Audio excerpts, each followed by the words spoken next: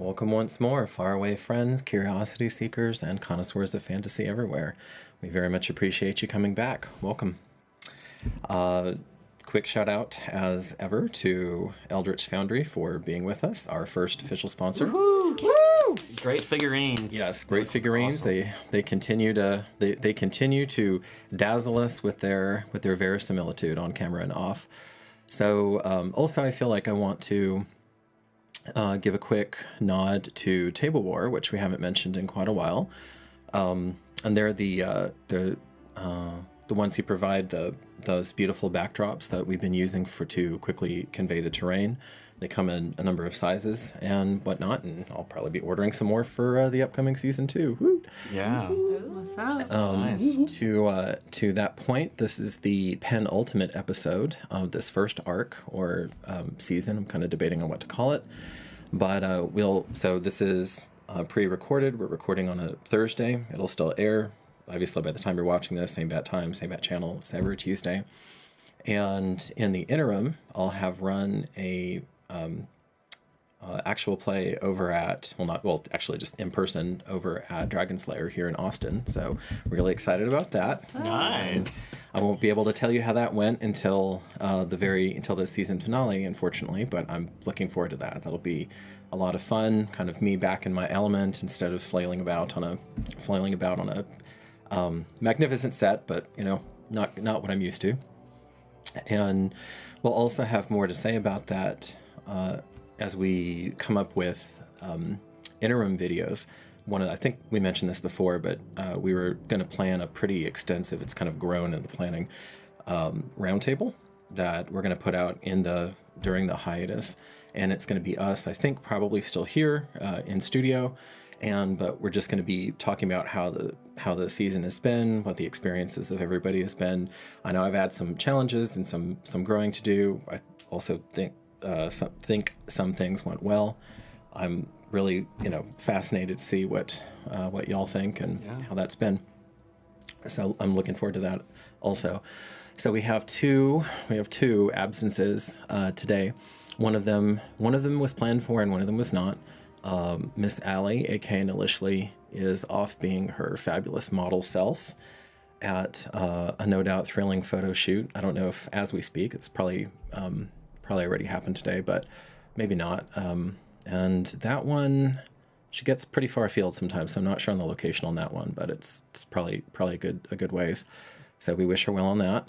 Mm-hmm. And then unfortunately, Randy, aka Marcus, woke up this morning at about 5 o'clock in the morning, not feeling the best. So we kind of did a check on that, saw how he progressed. I tried to work my magic through the day, wasn't quite enough, and so I think we made the right call, and you just don't want anybody suffering at the table. while we're playing. Here we're trying to have a good time. So Randy and I were joking that Marcus has only been trying to get to the pig pens for 4 episodes because what he really wants to do is animal husbandry, and that seemed like a suitable Paluxian thing. So perhaps Marcus will finally get his wish and be able to get back to the simple life. Yeah, right. And a whole episode for the healing hall. Yeah, whole episode. Right, we just this is finally the true bottle episode of Darkeport. Mini episode of Pigpen. Mini episode, bottle episode, Pigpen. Not as easy as you thought. Yeah, sleight of hand.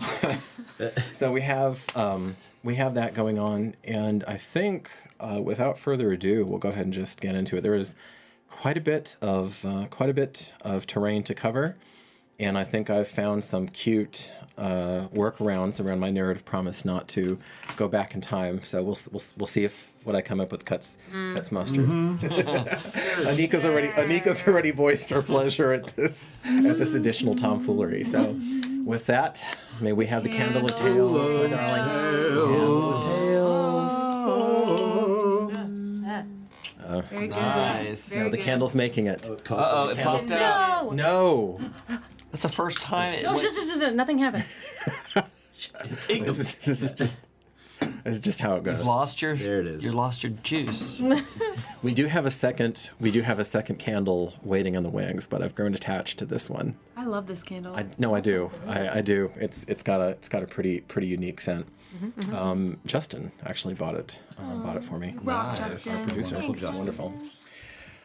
Alrighty, so I believe first and foremost we have a little journal entry, eh? Just a little one.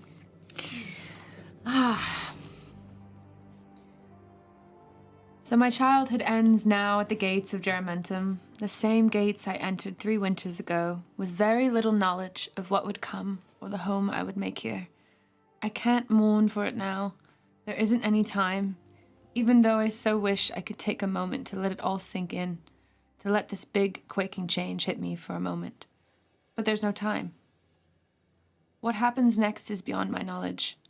The child in me wants to play out scenarios and all the possible outcomes, but the warrior woman in me stands erect with only one outcome that matters in her sight.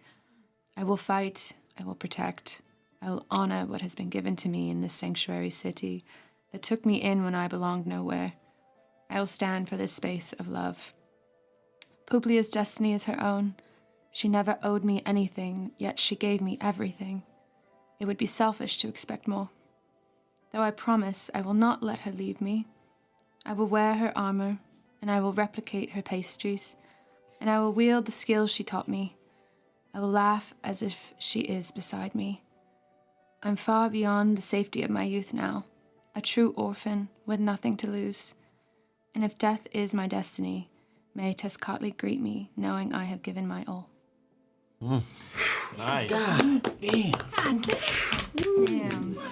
All grown up. You're like, damn, I'm good at this. 14. I love it. Nice. Okay, well I told myself we were going to get through this episode without me crying, so we'll see. We're off to Come on, that's the best part. we're off to a great start here. What do you mean? Yeah. What are you talking about? We're off to a great start. Starting now. Yeah, starting now. Right? That doesn't that doesn't count. It doesn't count. Just to get that in the post. Okay. Take it out. Let's go ahead and start with Katrin. Oh shit. And yeah, I know there's a lot going on there, so we may go back and forth some, but I'm going. So here's the first part of my narrative legerdemain. I'm going to say that everything that had to do with the leaving of the city counts as the same scene, and so I'm allowed to go back and forth within a scene. Fair. That's fair to go to different perspectives. Sick. So as the day wears on, I didn't lie to you because Adrian does find you. Aww. Through a runner, as the runner says. God. A Kithki runner this time. Katrin, the young brother, he wrote something for you, and he has what looks like a pretty hefty scroll in hand and hands it over. I hope it's good news. I have to go. We're all getting ready. Thank you. Welcome. Mother keep you. And he runs off. So this would be pretty late in the day before the march. Okay. So we're still on the longest day. Okay. I actually believe the most has happened on this calendar of greatest of Truly. of all of them. We'll make it. We'll make it to the next day. I promise. Okay, so that goes on, and are you going to? I'll let you decide if you're going to read the scroll then and there. There is more than enough to jump around. We've got plenty of business with Merrick. We've got some more legerdemain over here with Lord Titus. So what do you? Because right now what's happening, she got the scroll and everyone's just getting ready to leave, right? There's no... Everyone's getting... They know that they're marching with the dawn. So you would have been finished with... This would have been sometime after the incident with the series at the docks. Okay. That day. Yeah, because I just went back to the hut Okay. just to hang out. Because I didn't know that they were going to come out either. That they were going to leave yet. Okay. Yeah. I tell you what then, hun. Go ahead and read the scroll. It's I went a little crazy, so it's pretty fatty. And then... Oh my goodness. You want me to read it out loud, or you want me to just read it? Yeah. Go ahead and read it. Digest it for yourself, and then we'll see about reading it out loud. Later. So I'm gonna wait on. Something does happen, but let me go ahead and make sure that young Merrick doesn't get lost. Young Merrick. The young Merrick doesn't get lost in the shuffle because there's a lot going on. So you had the time with Granny Dewshine. She helped kind of do some reflexology on your skull. It was nice. You feel, you might Cat snuggles, nuzzles. you might have even entered like a light doze, like you were still kind of aware of what was going on, but you just let time pass by. So the day goes, and it's near to it's twilight now. So this would have been at about the same time that Titus was with Lady Vale. Okay. And speaking, and she was furiously writing out all the different scrolls and like that. So you leave the healing hall. What do you do? Well, during that, Okay. I'll talk about timeline shifts, maybe. Can I say something to Granny through that? Sure. Yeah. Do you want to say when you wake up at the? Yeah, towards the end. Okay. Granny Dewshine. Hmm. Oh, you're awake. You're awake, honey. I am, but while you were while I was getting relaxed, I saw something. I saw a matron, an odd-looking matron starting her journey towards her, and I felt like she was different, and she was going to come reconcile something with myself. Do you know about a matron coming? I don't. Here, let me help you up. Slow. Don't undo all my work. And she... I will describe a little bit of what I saw to her. Okay. Is this a matron that you know from the Shires? Skin of ash. Huh. Not individually, no, but you describe a Kingi matron. Our cousins that left the Shires long She ago. feels him tense up at that word. What does that mean? Why Kingi matron coming here? A crone? Sometimes called that, yes. You not worried? As far as I understand, they only kill each other. At least these days. Maybe I'm being naive, but if she's coming here by herself, there must be a very good reason. But I can see that you're concerned. Yes, I'm concerned that she's here for me. She takes your hand. What am I becoming?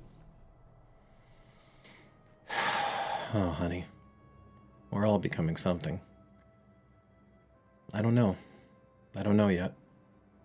But what I do know is what you've been, what your core is, what you've survived. You've always survived, Merrick. More than survived. Thrived. So, draw strength from that. You came back from oblivion. And you're already home. Whatever she has to tell you, whatever she has to do, you'll meet the moment.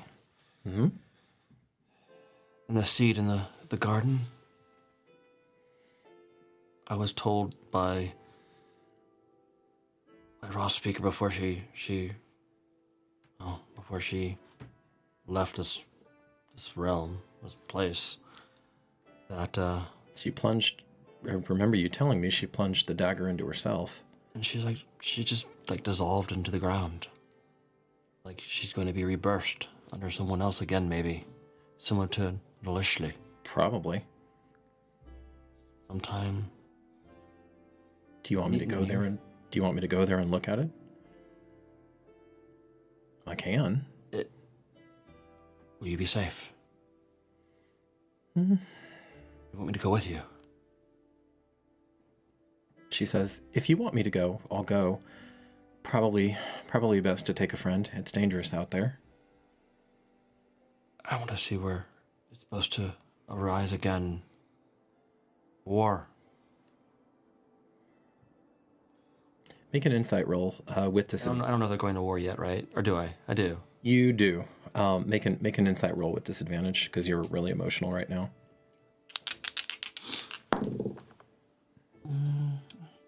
That would be a 14. Wow. So the grannies, of course, are immensely complex creatures with a literal inhuman amount of life experience. And it's more than just experience. They live in spaces and in places that just don't exist for humans most of the time. Even if somehow a human were, like in Granny Dushine's case, to have survived to the impossible age of 140 winters. For all of that, though, at least this one, in stark contrast to your own, to your own matriarch, Granny Touchgem, this one, she doesn't really try to hide what she's feeling or thinking. There's nothing inscrutable about her. And so when you say war, you can see two things on her face, that there's concern and also a deep consideration. Whereas that with your granny, she's almost impossible to read. It's like staring at an oak. It's like staring at an oak, at the trunk of an oak. I was gonna try to read her later on when I talked to her about what's going on. Yeah.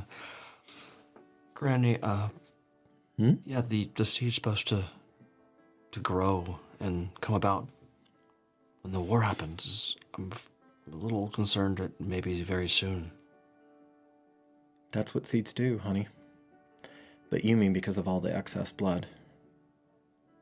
And more to come. Oh, yes. 2/3 of this, 3/4 of the city.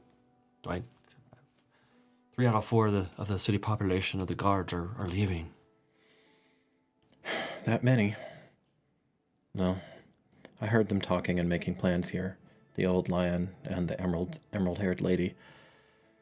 Whew, she's a character. They'll need their strength. I understand his reasoning. I still wish, and I have to place my faith in him as we have for the last 48 winters. But still, he's all you've known. And I've never left his side during a war. I know. It's 10-1. Or thereabouts. I don't know if he's right to go out there to meet them, or if he should wait behind the safety of the walls, but Titus Invictus he's not someone to cower, so it doesn't surprise me that he's going out to meet them. He wouldn't bring them to a hopeless battle, though, so he must have something in mind. I hope he understands they have masters who have returned, that can do magic, can do will. He does.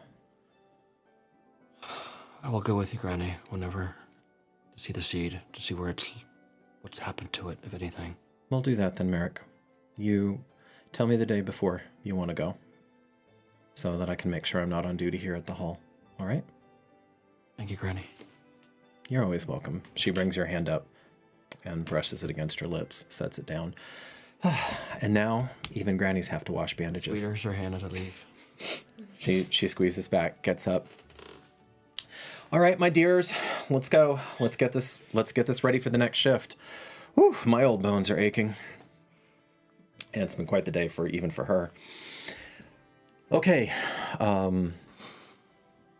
Yeah, she read what he wrote and threw it into the hut and is running to go find him. Okay. Okay. Secret as always. You run. You run Fine. through the city that holds so many memories, so many, honestly, triumphs and also defeats for you in different ways, highs and lows, but this is your home. And do you run to the prime denomination shrine, or do you run to the harbor? Where is he staying? He was inside of the shrine. Okay. Because remember, they had locked themselves in for 7 days and 7 nights, and nobody knows much of what was going on there, other than it wasn't pleasant. Other than that, though, where was he staying in the city? Just the commons. Just the commons? I'll run to the commons first Okay. to see if he's there. You see a few of Marcus's kith and kin, a few other homesteaders who have decided they don't want to walk home today. It's too late, so they're just going to spend the night here and go with the dawn. And then you hear them talking. Is it true? The old lion's taking the field, leaving, going east of the river. My gods, I never thought I'd see the day. And She heard that, yeah? yeah, Okay. She'll take a note. okay. Then where? I'll go to the shrine. And my little legs, I'm so tired. Yeah, yeah. No, I can feel her legs already. Oof. Give me a con check, Nika, on those little legs. Classic. Like Mr. Krabs. 11. Okay, you make it there, but a girl is panting and. I mean, I just red. went the whole Yeah, no. length of the That's city. no. You try it. It does not take long in a sprint, my friends. If you're not used to sprinting, to poop out, 50 meters is a long way, and it's a lot longer than 50 meters. So you're like, but you make it there. You see that they've mostly cleaned the blood up from Marcus's assassination attempt. There was a lot of it spilled that day. You go up and it looks like there is someone inside. You can see some candles lit, as there always should be. And the doors are once more open. Can I investigate it to see if I can see who it is? How close are you willing to get? Close. Okay. I'm not scared of this place. Okay. Are you going inside? Because it is darker, even with the candlelight, with the soft candlelight diffused throughout the hall, Anika, it is darker inside the temple than outside. Well, I say it's labeled as shrine, and they talk about it as shrine, but this is an actual temple, even though it's small. But I should say shrine because that's how the locals refer to it. So it's darker in the shrine than outside still, although it is because this is probably happening, I don't know, during Merrick's craniosacral session over in the healing hall. So it is getting darker, and pretty soon they'll equalize. She's not going to go in. I think it would be, for her, sort of a disrespectful thing, because this isn't a temple it's not something she believes in. You hear a low conversation inside. She'll yell, Adrian? Huh? Do we have someone out there? Kiski voice. Is Adrian in there? Oh. And you see a stout, careworn figure, but more with laugh lines than anything else, come come waddling down the steps, and you recognize. Oh no, you weren't there. You weren't there for the assassination attempt. Okay, make a. I'm only making you roll this because she really does not have anything to do with the church. So go ahead and make a history check or investigation check. Either way. 11. Okay, you remember his face, like you do pull up his face, and you know that he's somewhere in their hierarchy. But you don't remember his name. I will note it's quite unusual for a Kithki to be in the hierarchy of the church, and you think he's the only one in the primes. Older fellow. Okay. Yeah, probably like Finney the Elder's kind of range, even a little older than Merrick. Yeah. I don't mean to intrude. But Adrian? The young brother. Mm-hmm. Yes, we owe him much. Mm-hmm. He brought order from chaos and has restored some measure of safety to this space that was so viciously violated. I'm sorry, child. Do I know you? Have you come here perhaps for Vespers? No, not this time. But I am looking for Adrian. If you know where he is? I do. Well, at least probably about where he would be by now. He left with the dawn. He's already gone? Yes. She's gonna run. Okay. Okay. Thank you. Our doors are always open. Typical Katrin move. Always running. Always. Okay, you hoof it through the. Damn, you're gonna work out. Through the market. No, yeah, you are through the marketplace, and let me. Not quite. Okay, I was going to see if you were going to run right past the stump, but it's not. No, you don't. Stump. Yeah. A stump. Not quite the right angle. You run in front past the keep, Fishmonger's Cove to your left. You get to the small beach portal. It's about to close for the evening. They're starting to, just outside the keep. They're starting to lower the portcullis there. Wait! Wait, please. Have they left? Oh, Advisor Katrin. They?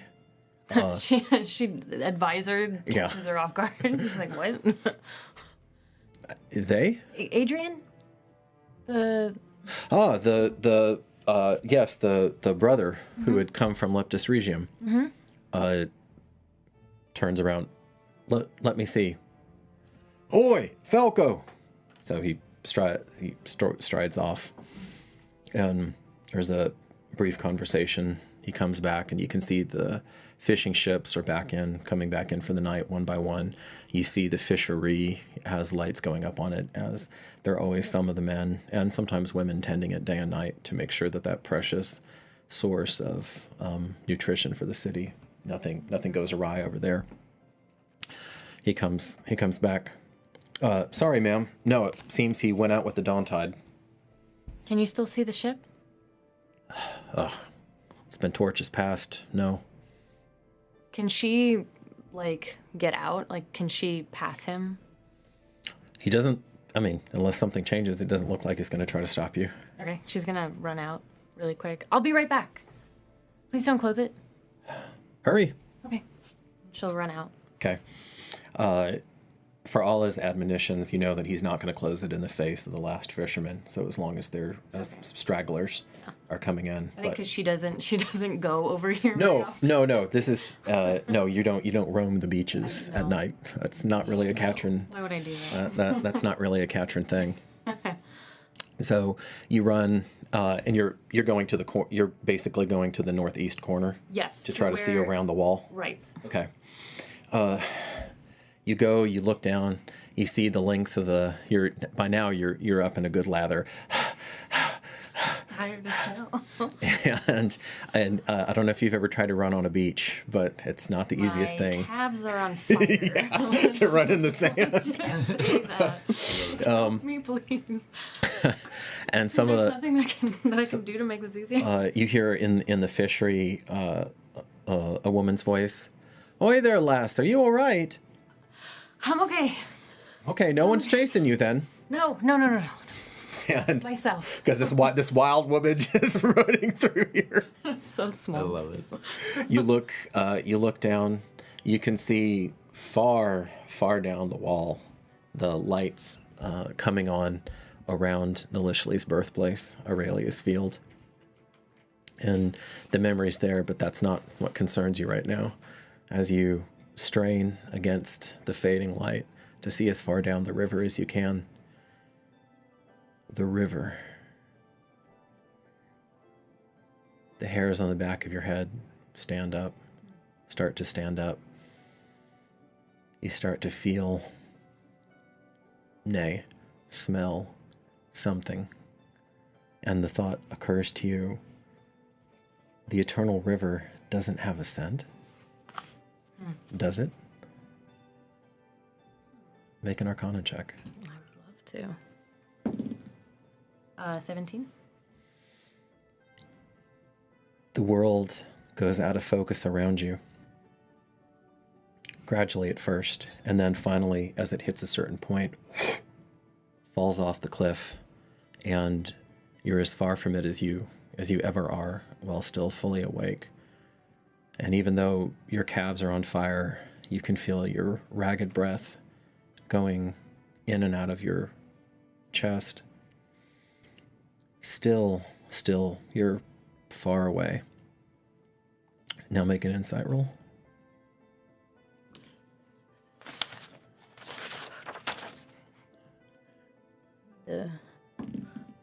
Ooh. 26.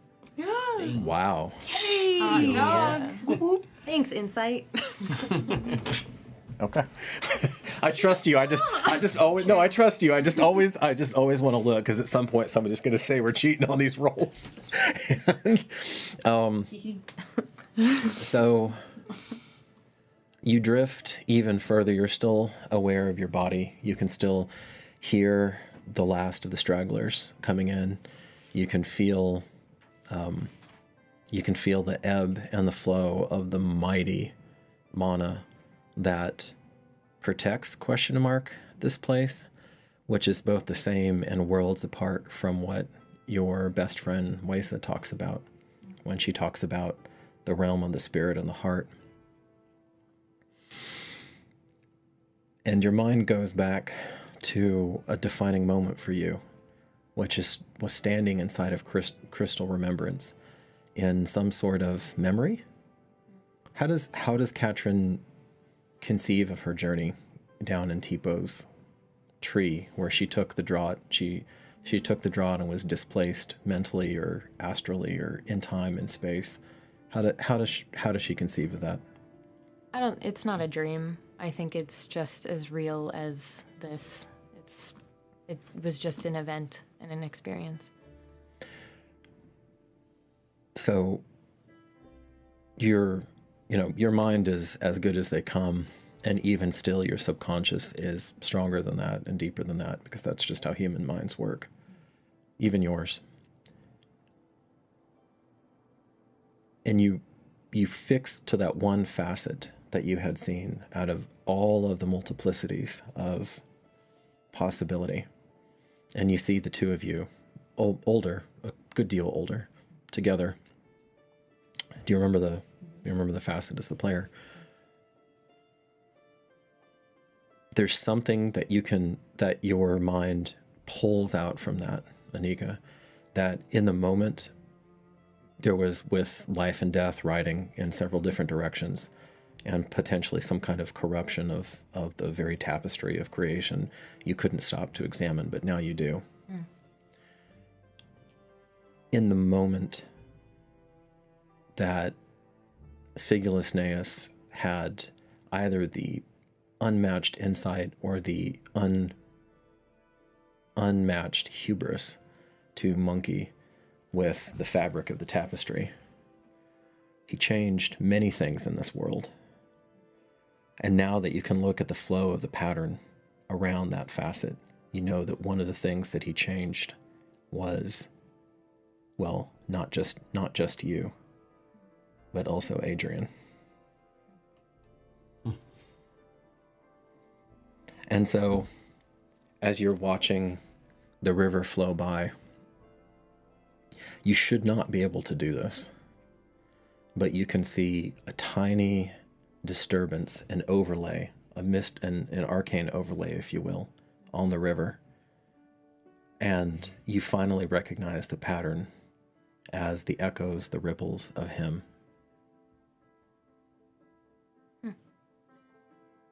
Wow. You're bound together. You're able to see his ripples in the eternal river as you can see your own. Because you can't do that. That's not how that works. But with this one you can. Can she control it? Or is it just kind of the sight of him? You try to maybe reach out and gently touch it, and it just vanishes like smoke as soon as your intent lands on it, even very lightly. I mean, and you have a subtle touch. I'm taking that into account. You have a very subtle touch. You're an illusionist by preference and by specialty. No figureless nails. No. No. Wrath and discussion. With that high of a roll, even though it wasn't on the arcane side, you just kind of intuitively, you haven't worked through the mathematics yet. You don't know exactly how this is possible. But in some way he was welded to you and you to him in that moment. And that's the only possible way that you could see his ripples, torches and torches most of a day after he had already left. And she's gonna come back to, I guess, reality. Yeah.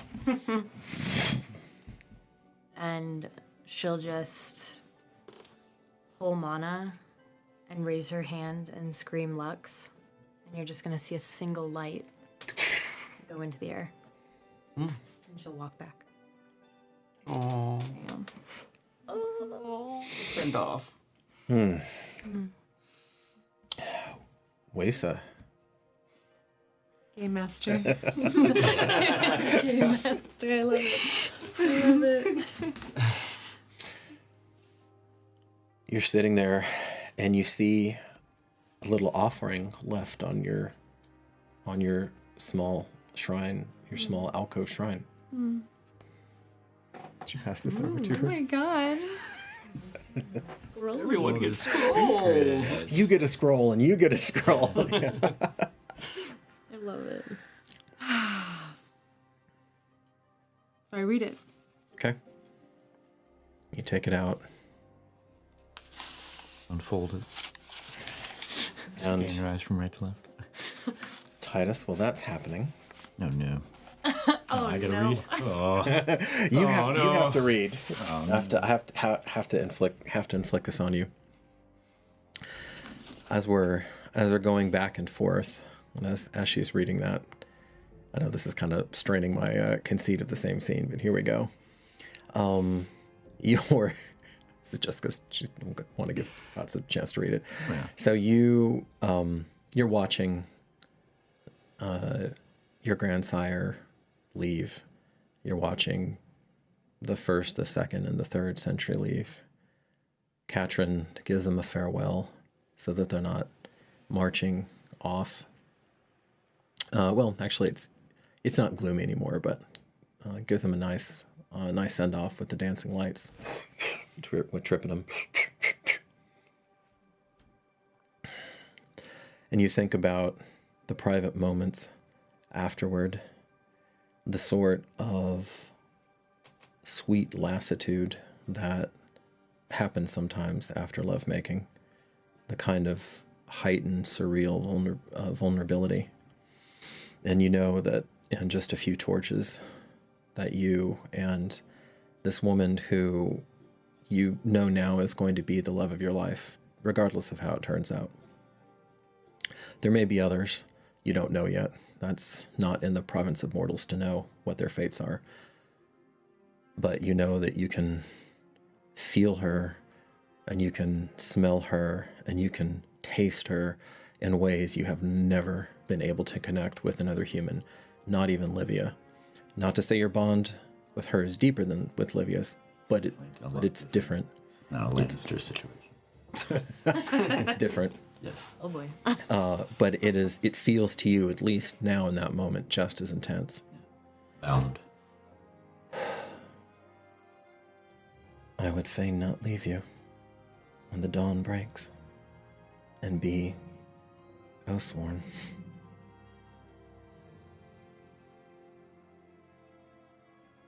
She shifts so that she can look at you. I thought the shoe was left. Okay. Yeah, no, this is the flashback. Oh, okay. Yeah. My bad. Wish you'd won.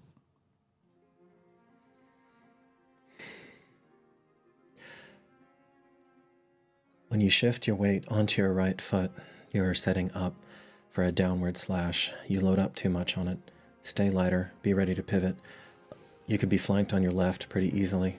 I rely on my strength more than my finesse. When you're raising your shield to block a horizontal strike, adjust your angle about 15 degrees, Widdershins. You'll be able to get... Have this conversation with Aurelius. I know.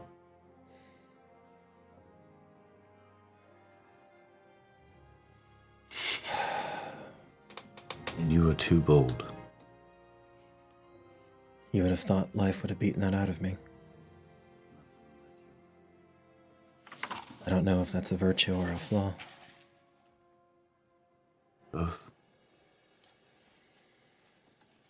Why did you swear to my grandson? Titus. The first time she's used your Analoid name.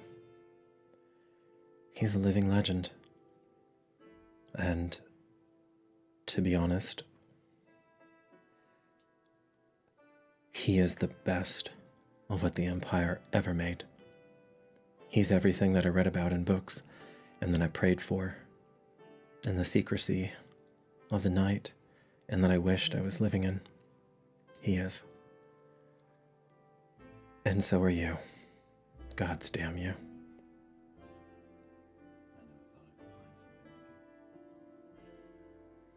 I didn't think you existed. And I mean that. You haven't existed. In my 26 winters on this world, in all the stories I've heard, in all that I've seen, and I've seen a lot, they always become corrupted. They always become vicious. They always have reasons why they have to do things. I have my charge. Needs to protect. And that was from my grandson. From my grandmother was to love, to nurture, to grow. And I'm afraid which part of me will take over. Places her hand with yours, kisses you again. Then take this bit of advice that you can't have with one of your men. Be aware. You have daggers and assassins and danger circling you, and they will pounce. They will find you in a moment of weakness. Moral weakness, mental weakness, physical weakness, and they will slit your throat. And remember the one question of mine that you couldn't answer. Not really. Power rules.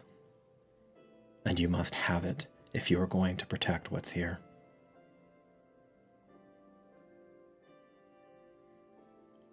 I'll protect what's not here too.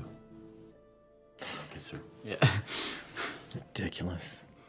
And I am. she catches just a little bit of sleep, putting her ear to your chest so she can listen to your heart beating. Okay. Damn, helpless romantic. Cork it, Merrick. So, you have that information. I have that information. You have that information.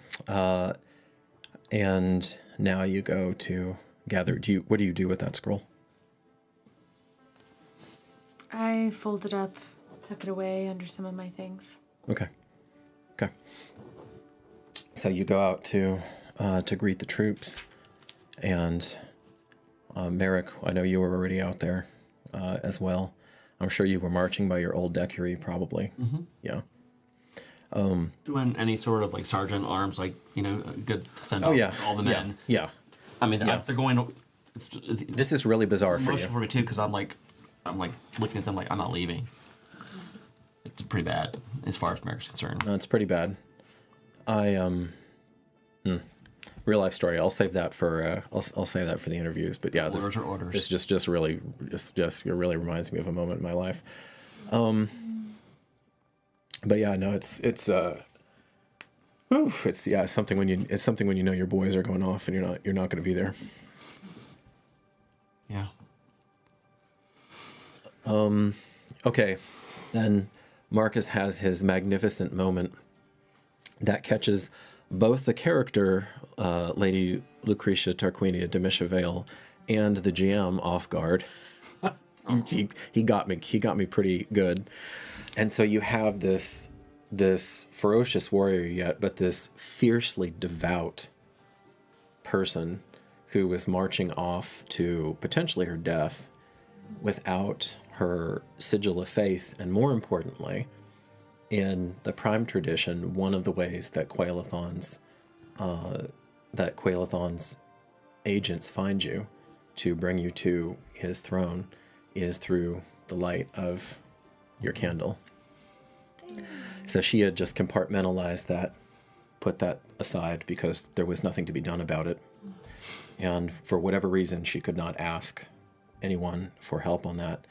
And then you have this man that she knows, even if she has admitted it or not, she knows healed. And he runs up to her and presses this into her hand. So you all see that. You see there's the tripodum that you make, the dancing lights.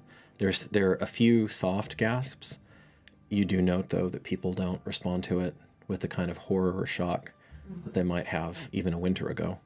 Because think of all the things that have happened since then, of the uncanny. Does Titus Invictus do anything? Does he make a face? Do I see him? You see him at the head because, as always, he leads from the front. And if you remember from last episode, he gives Figulus Neus a firm nod. Figulus Neus nods back to him. It's the closest you will ever see your mentor to bowing to someone. It's a deep held nod, an acknowledgement from one old guard to the next that Invictus is going out, and Figulus Neus, for once in his crazy ass life, is not yet. That's in a torture too.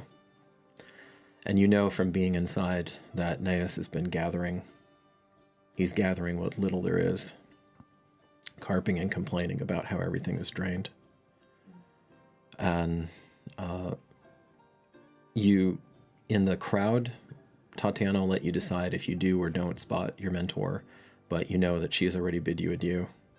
And she's there next to Figulus.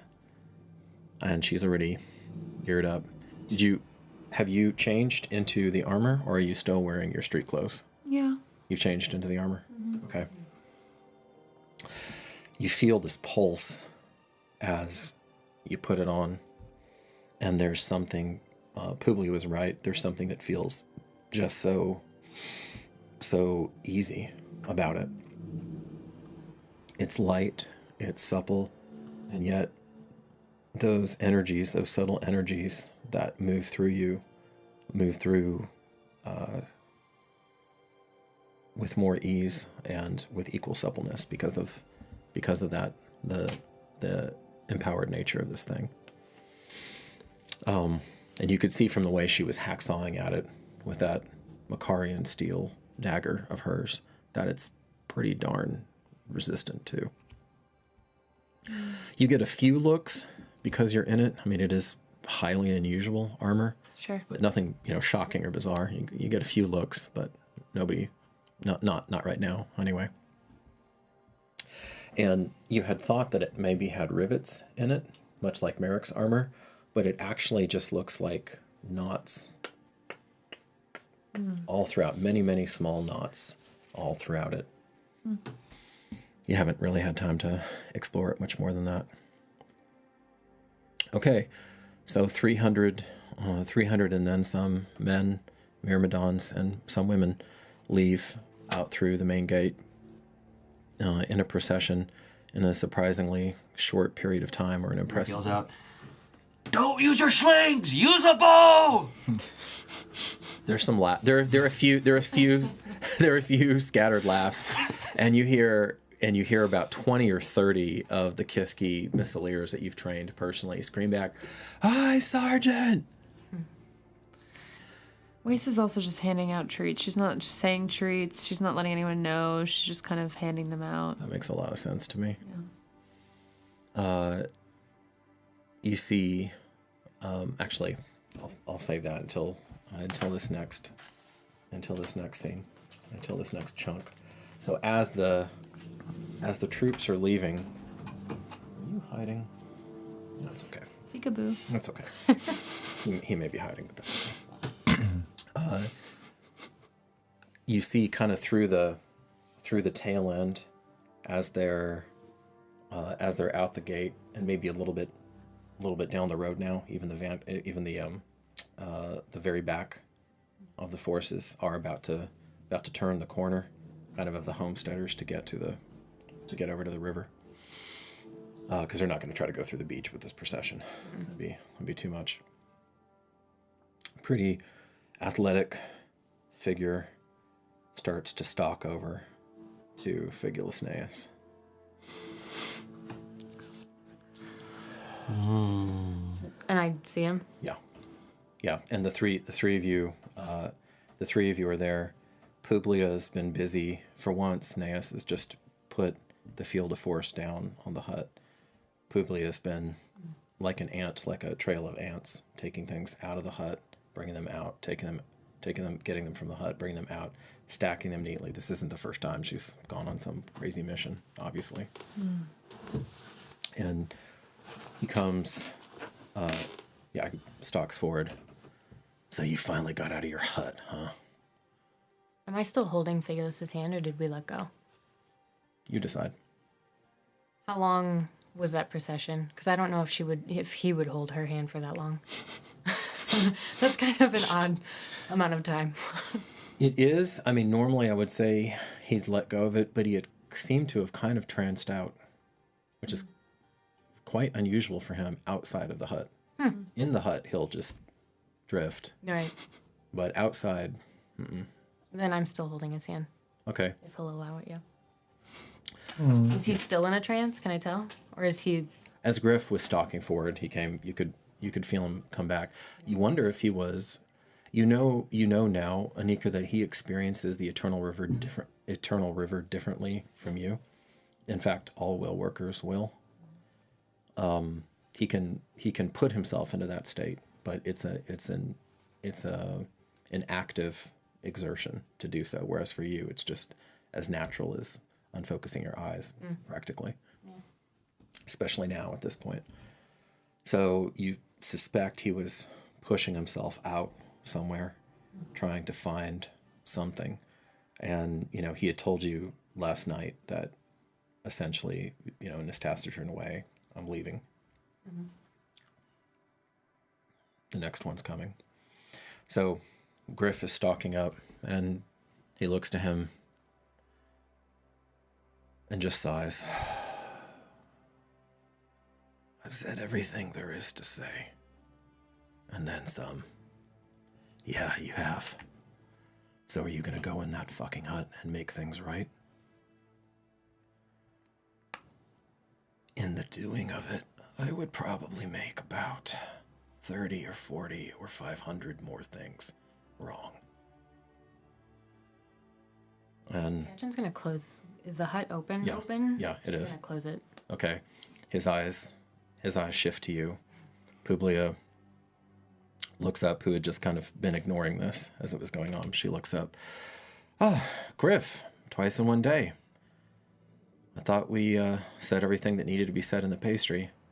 Yeah, apparently not. You lied. She says, I bent the truth. You lied. Okay, I lied. Yeah, he's still here, obviously. she looks over, and you spot. Sorry, Ellie. You spot Nalishli, because Nalishli was there. You spot her there, and she's a good distance, though. She's not going to be hearing any of this. And she had, you can just see her kind of from this angle inside of the gate. And she's probably talking to you, seeing the armor, because she hadn't seen it. Hadn't really, well, she had seen it before, but now she gets to kind of examine it. And just in a moment of, increasingly rare, but a moment of old Nalishli, of childlike wonder, letting herself feel the armor, letting her see it's an experience, it's unique. She says, okay, let me put it to you this way. You said you care about her? What if I marched over there right now and gave her the game? What if I told her that you're going to kidnap that child, you're going to liquidate him, and you're going to turn him into a tear of the unicorn, Griff? Is that what you want? Then we can just all be out with it. Then all our nasty little misdeeds can be out in the open. Yeah, I think you probably got a whole ledger's full ahead of me there. Oh, no doubt, no doubt. But see, she doesn't care about my misdeeds of the past. She does, I think, care about yours, despite her earlier, Figs, what word would you use? I think it's protestations is the right word. So, is that what you want to do? Is that really what you want to do? Let's just assume that you can jump us, you can catch us off guard and kill us somewhere on the way down. Then what? That doesn't solve anything. It doesn't bring Olivius back. It doesn't change the situation with Kiarsi. And it doesn't make that child any safer. You have a choice ahead of you. Make it. We're going to start walking, and you can either jump us or not. And she looks at you. Take care of each other, honey. You have some good friends. Please take care of him. Always do. She's gonna turn and look at Phaelus, and she's still holding his hand. Yeah, he looks down, and his eyes actually go a little wide because I think he had forgotten that he was holding her hand after so long. And she's gonna look into his eyes and find your peace. And she'll let go and walk into the hut. He just nods to you. He's never been one for long speeches. He knows. Yeah. And the old pair began to trod south. And Griff just stands there. You feel some kind, for a moment, Katrin, of terrible, tortured shiver in the river, shiver in the eternal river. The way that he works well is almost anathema to you. And, I mean, you can hear the shriek of the mana faintly as he distorts it and rends it and draws it to him through force as opposed to through intellect and will. And then he lets it go. And you feel the tension gone, and you hear his heavy, frustrated, and increasingly desperate footsteps as he heads west and leaves the tree and starts to leave. Sorry, is he going towards where they were, or is he going? No, they're headed south, and he's headed kind of Grove-ish. Okay. Grove, the infamous Grove. She's gonna kind of peek out when she sees him walk, and she's just gonna watch him walk, just to make sure that to see where he goes. She's not gonna follow him. And you see Publius stop. Griffin! What? The gravedigger's back in business. If you have to do something crazy, at least make it effective. What the fuck? Oh, all right. Come with me and I'll tell you more.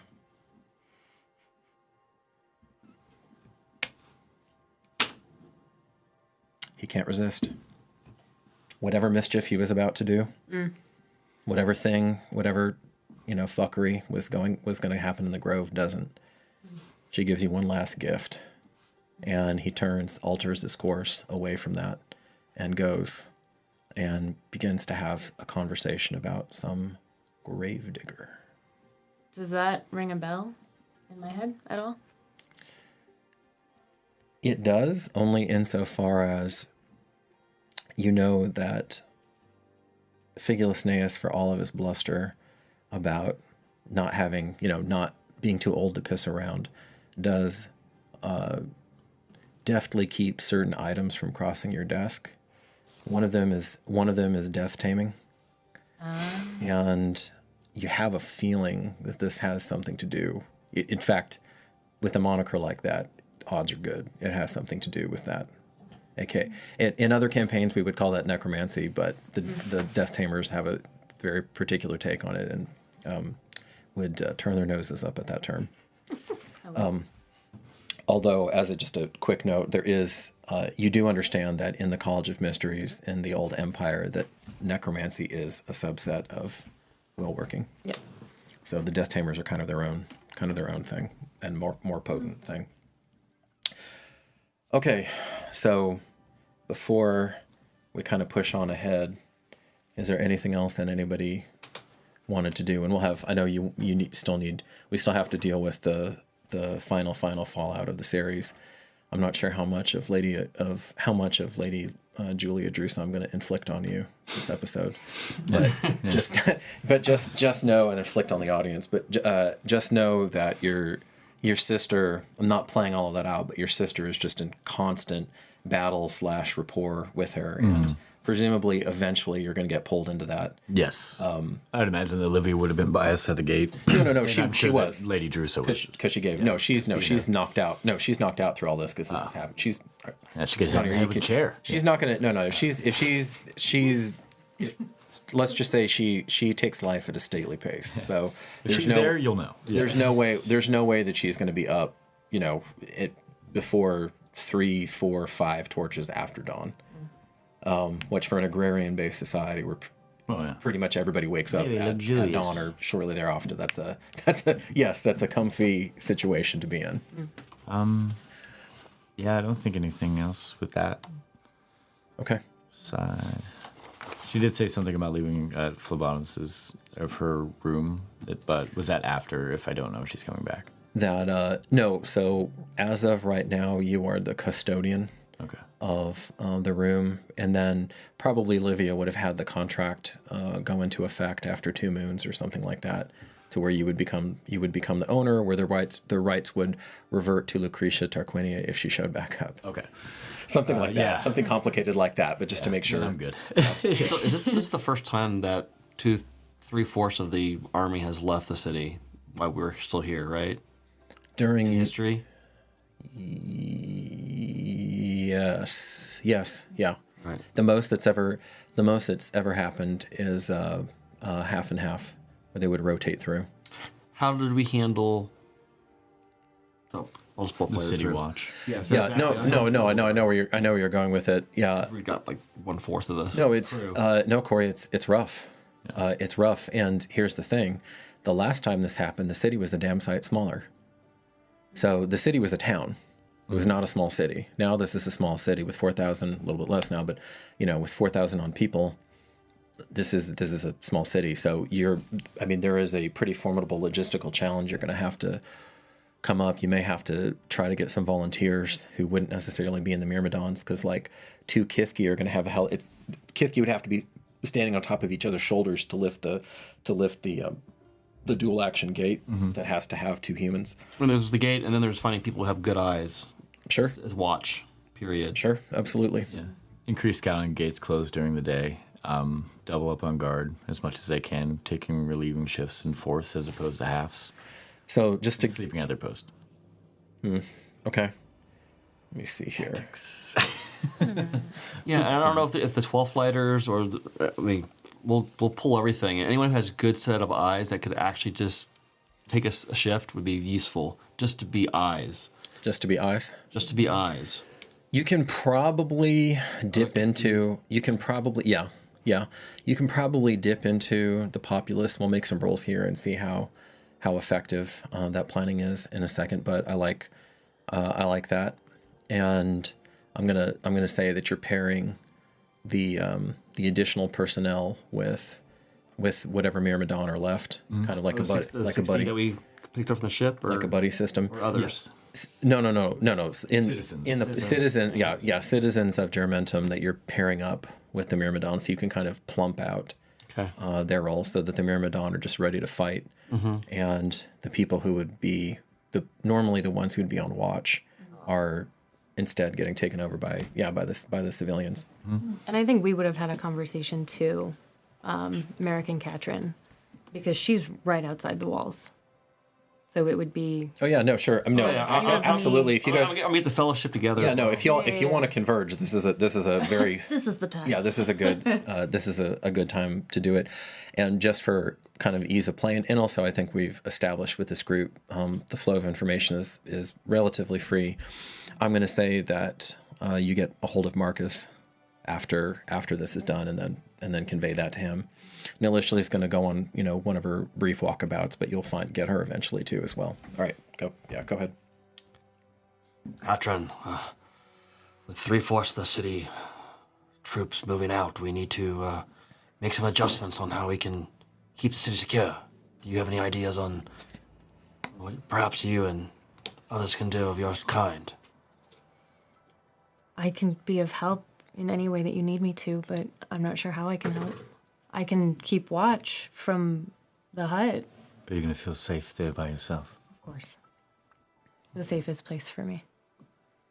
Can you somehow see things from afar? I have a window. If you could signal if anything amiss or different. If you see a ball of light in the sky, just know it's a I'll warning. assume it's not the moon. No. Slightly smaller. Is that Umbra? So far, So far. Just yeah. And obviously we can patrol. Aye, of course. That is... I've never seen... Well, maybe I have. Have I seen Pool's armor ever? No, because I've never seen her in a armor. fight. Not that armor. Not that armor. I have, though. Right? you have, yes, you have. Gruesome, what are you wearing? This is my new armor. It's a beautiful Walks gift. up. He looks at it. Can I just expect it Sure. from an armor Yeah. standpoint? Yeah, sure. Or do I need to roll on it? I don't know. Make an investigation roll. Just, General one. 17 plus 1, 18. okay, so yeah, Two, 19, sorry. you're looking over. It's an unusual design, and as you're looking at it longer, Corey, it appears that the little knots that I was describing, this armor has some weird swoosh through it, like they're little patterns and bends in it, subtle bends in it that seem to follow, almost like water is flowing around it, and depending on how the light's hitting it, more or less different ripples will appear along it. You see, it's beautiful. That deep forest green. Thank you. I'm quite stunned by it myself. Buglia must really like. Where did you get it? Fabulous armor. I believe so. I don't get much explanation. I just receive. Huh. It looks good on you. Guys. It does. Guys. Well, let's put it to good use. I don't yet understand its full potential, but I already feel more confident in it. Hopefully we won't have to use it soon. Don't think we have much choice. Agreed. Wace, I've been meaning to ask you, since you were there with Jerem, but what would you do with the slavers as a punishment for their involvement? I'm okay with some of the slaves being freed and earning their citizenship, along with servants. But I don't know what to do with them, and I'm afraid that while I was on that ship, I was about to do something extraordinarily cruel. empathize with your desires to harm those who are clearly distraught, to say it kindly. Well, here in Germentum, you've created a space of kindness, of humanity, and I think it's only fair to re-educate them and bring them into a humble stance. If they cannot do that, then perhaps they're not welcome here. Do you have any kinds of ways of education for these men? I can't change their nature and what they've done. I can give them an offer to stay, if not, brand and banishment. And if they return, it will mean death. I think that's only fair. You would keep them in the city? Those who are willing to change, How many of them are gonna say yes? maybe none. Where do they have to go? Perhaps they have nothing to lose? I don't think they should stay. For the things that they've done, I don't think they will change. And for Merrick's sake. Actually, we need the men. If they can help the dream, perhaps they can redeem themselves from what they have done. Perhaps. That is hard for me to say. The hardest for me to say. But one misstep. One chance. One chance. Agreed. Keep eyes on them. I will sniff them out, I know. I'm very happy to. I'll get quite acquainted. Let's make sure when we question them about this, that you're there. Absolutely. Their true intent. They truly wish to redeem their ways. We could use them. Some of them might be useful. If they run, they run. Yes. So brand and assimilation it is, if not banishment. If they return or break, death. So it is. Precedent would have been your grandfather would have just taken all their heads. Exactly.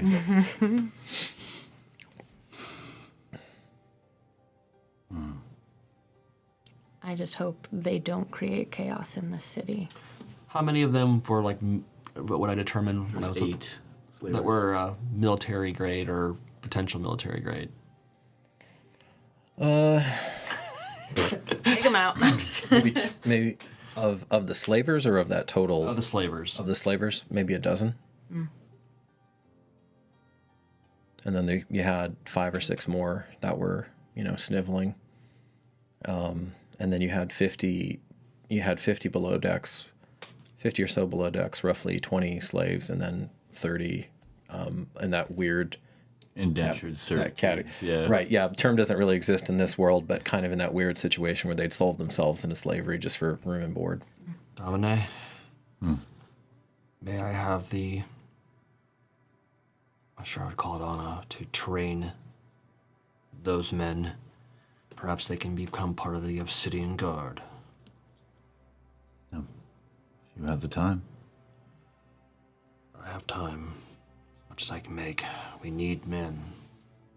Me and Waste will focus on the City Watch. You, names. Yeah, as you get over to okay. Yeah, we still have to give them the offer too. That's true. If they do want to leave, they can, along with the slaves and the servants.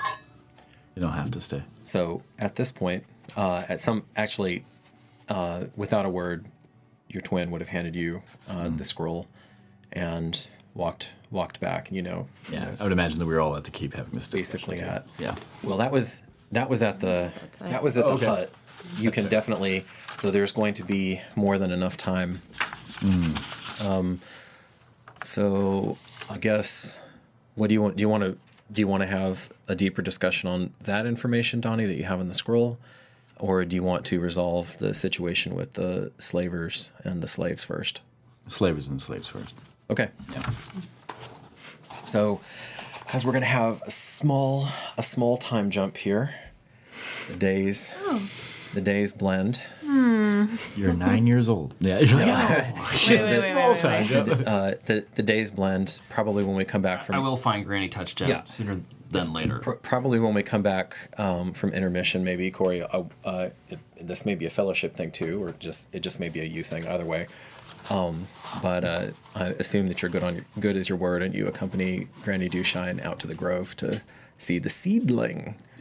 I'm more than happy if the crew wants to come with me. Okay. So you, let's go ahead and knock out. Let's go ahead and knock out you finding Granny. So I'll say this is touchdown. So this is maybe the next day or the day.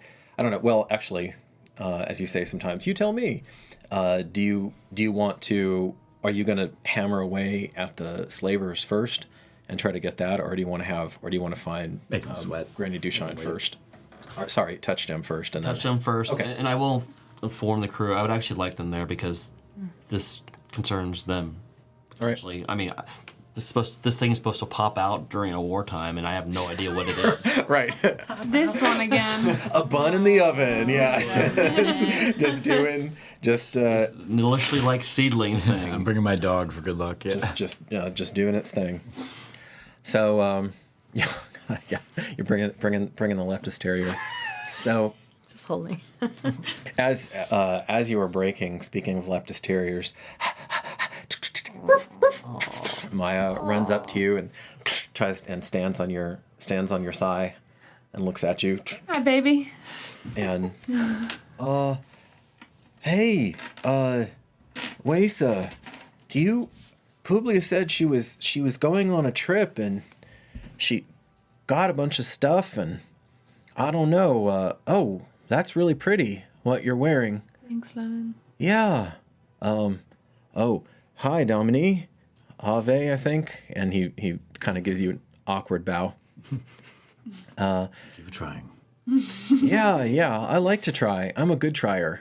You really are. I'm a good helper. You really are. I am. So you're seeing a strapping lad. I mean, he's around 6 feet tall, well built, blonde hair, brown eyes, but little, not necessarily the sharpest tool in the shed. But Maya seems to love him. The leftist terriers running around him right now. She's in a pretty playful mood. She's been maybe cooped up for too long. He says, "Do you know when she's gonna get back?" I really don't. I feel like she's going on quite a journey. Yeah, she told me it was going to be the longest trip she's taken since we knew each other, and I asked if she wanted me to come, and she said that's very sweet, darling, but I don't think that's the best idea or something like that. So I don't know. I think she really needs us to keep the pastries coming. Yeah, that's true. And Maya taken great care of, although not overfed. Pastries. This man should be swinging a sword. Oh. He looks up. Yeah. Oh, no. That hurts my hand, but Maya, oh, no, I don't want that. I don't want you wasting away, Maya. He picks her up, and she's getting a little. Like very like taps his muscles. No, I almost like grandmas in real life. I don't know if you ever had that squeeze the arm. Yeah, mine used to squeeze the arm all the time to make sure you're doing okay. You Just getting bone. So they really. Hi, little fella, and he doesn't really know what to make of it. He kind of pats you awkwardly on the shoulder. Grab Merrick's forearm while I was reaching up and just be like, I think sweets and help out with the shop will be good for morale. We need every man we can get, though. You need every man to be well fed. Lemon, you know how to protect point. yourself, right? Oh, yeah. Yeah, if some thief comes into the shop, I just bop him in the nose. See? He's Look at prepared. you. Yeah, and if they're a new You won't teeny... guard the grains and the food den. I mean, I'm a Shop food. good helper. Yeah. And if it's a new teeny, you just bop him in the snout. That's what all the old timers tell He's me. ready. He knows what he's doing. We don't have anything to worry about. He grins. Maybe if you would keep up baking. Okay, I can do that. Thanks, my lord. Yeah. That's better. Look at you, learning Yeah, something. that's right. What's that fancy word for goodbye? Vale. Yeah, Valley. And he goes back in. So sweet. Come on, Maya. And Maya has a moment of severe cognitive leptostereo dissonance as two people she loves are, one is going and she's looking, Off with you. Off with you. and she actually paused at the air in frustration at you, and then What a beautiful idiot. I see Calling why me people dead. like Let me- I mean he might legitimately be one of the best looking guys Yeah, in that's Germantown. no Puba's type. Checks out. It checks out. It's about a third Publia's age, you know. So Very Madonna. absolutely. You ladies don't remember. So all right, so some time passes, and let's go ahead and the scene with Granny Touchgem does happen, but let me actually no, that might inform how it happened, so we need to knock that out first. Okay, so busy day. You find her down in the basement in the root cellar of the compound, of the Touchgem compound, and she's been she will take occasional shifts at the healing hall, although man, Less? people do not come into the healing hall for sniffles or scalp rubbies Right. when Granny Touchgem is in residence. Oh, no, doesn't go in. They do not go in there for little things. I mean, for major things, they'll still come in, but they do not muck about in there. Major parents like, take some mind off that plane.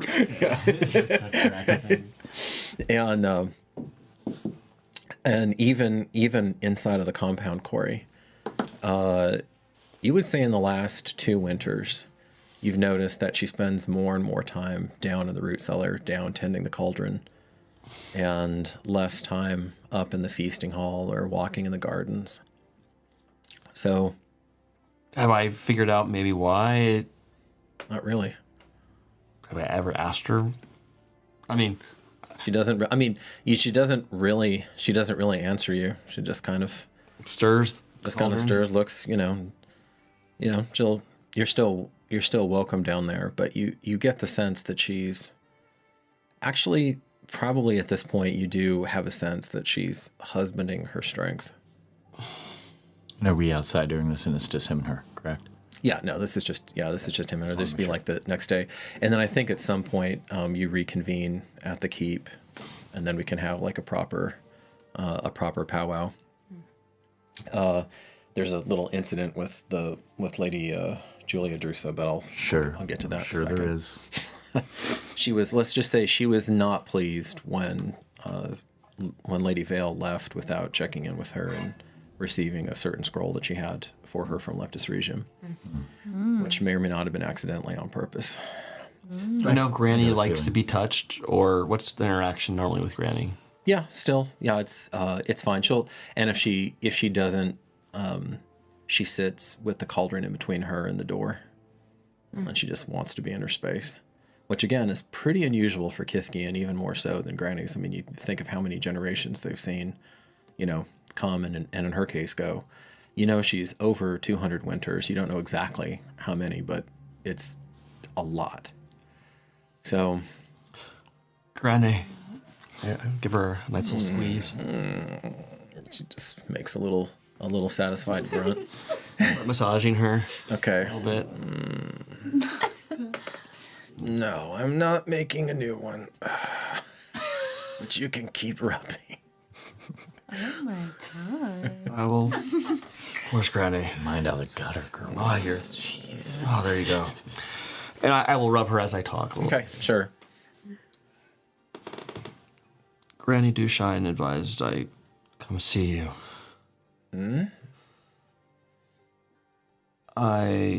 Yes, it's rough.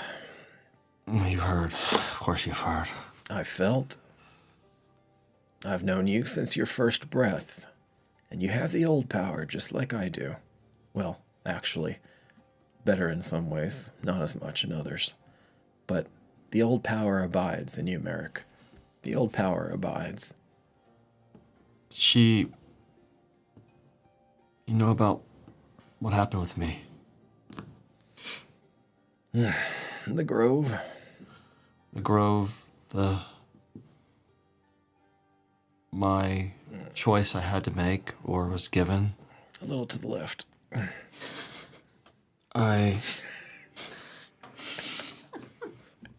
If it wasn't for Jasmine and the dream, I may have just let it happen. I feel like I compromised my relationship with the Great Mother by choosing to exist so that I could continue the dream and be here for Titus and Jasmine and for everyone. Come here in front. I want to see you, and this way you can rub my feet. Yes, Granny. Hey, you come around, and she's... He like plops down. Yeah, and it's just a simple dirt, packed dirt floor. He looks into her eyes as he's rubbing. The eyes seem more roomy than before, and you can see a film beginning to develop over them. Just beginning. Now, with a granny as powerful as her, it will take many winters yet. That process will be much longer in the happening than it would with a human. Right. So it's not around the corner, but It's just on her. It's there. It's there. Starting to grow. Yeah. Kind of like what's on my bow. Yeah. Merrick touched you. Life is a series not just of choices, but also of compromises. I also, by the way, I set my bow down next to me just on purpose. Okay. With the rotted part facing. She does look down at it, kind of gives a little stink eye, looks back at you. Some of my best work this century. What are you really worried about?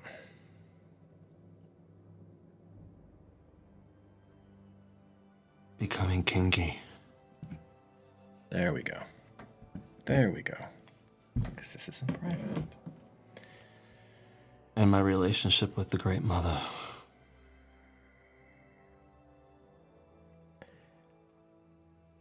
Fortunately for you, young Merrick, Rolf is a hungry goddess. Some say voracious, but she's not jealous. You understand? She'll have her pound of flesh, and men cleverer than you have tried to cheat her. It never turns out well. But there's probably enough. What's that funny term they have? The humans do sometimes. Not here, but in other places. I heard it once. Enough food to go around.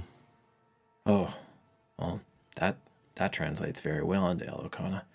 No, I think the term was joint custody. Or something like that. Coexistence.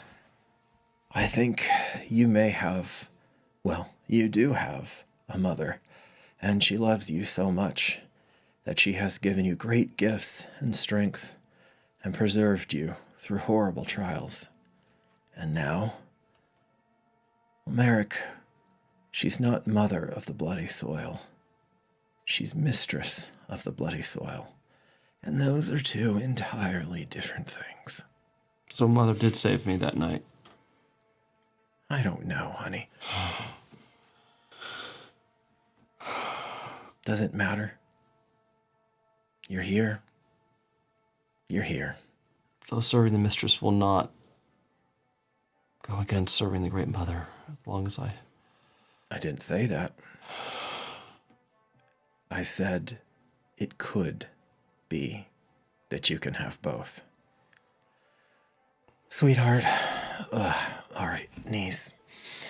She says, and she brushes some hair out But of it's your, rotting. out of your face. I can see it. Does that represent my soul too? All things decay. Look at me. It'll last for a bit longer. Oof. Oh, you've grown strong. And then it too will pass, and you'll find another. And if that breaks, you'll find another. It's a tool, Merrick. Not worried about the bow as much as I am about what it represents. And rightfully so. I think Because she would have heard about your vision. Yeah, I'm just going to say you would have heard about that. You know about the matron, the crone who's coming. Well, I probably won't be out to meet her because no matter how friendly one of my counterparts is, I think a Granny Hyde would just look a little too appealing to them. But then again, I remember things that well up. That's Granny Dewshine to you, doesn't. And yeah, didn't turn out so well. Last time anyway, the point being, she'll have a different perspective, and then you'll have more information. It's better that way. You've always been a little... I remember you. What was that society you came up with? I don't remember. Freedom Society or something like that. For the Channers, yes. You always wanted to know what was over the next hill. You're going to go on a marvelous journey, or I should say continue it. You're going to get to see things that I haven't, maybe that no Kithki ever has, and certainly none that were born here. It's frightening, and in the end, you'll die. But all things end. Yeah, depending upon Domine, sooner than later, maybe. No. Hope not. He needs to outlive you. If he doesn't, we've got a problem.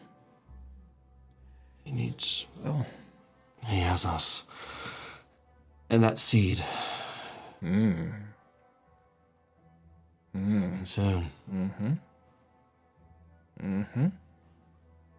We're going to go see it. If you like. Be careful. Any wisdom? It's still hungry. It's a baby. Babies are dumb. Remember Nalishli. More blood. Uncontrolled. You'll know when it's going to come. When the day comes, and it will be soon, Merrick, I'm going out to the bonfire. Those with the old power are welcome to come with me to hold vigil. I'll let you know when. I will be the Granny. She bends down. You can hear the creak and the snap. Oh, don't. The old power that in its way preserves her. I'll lean forward instead. And she gives you a kiss on the forehead, and then goes back. Oh, ask one of the others to come. My hands are tired now.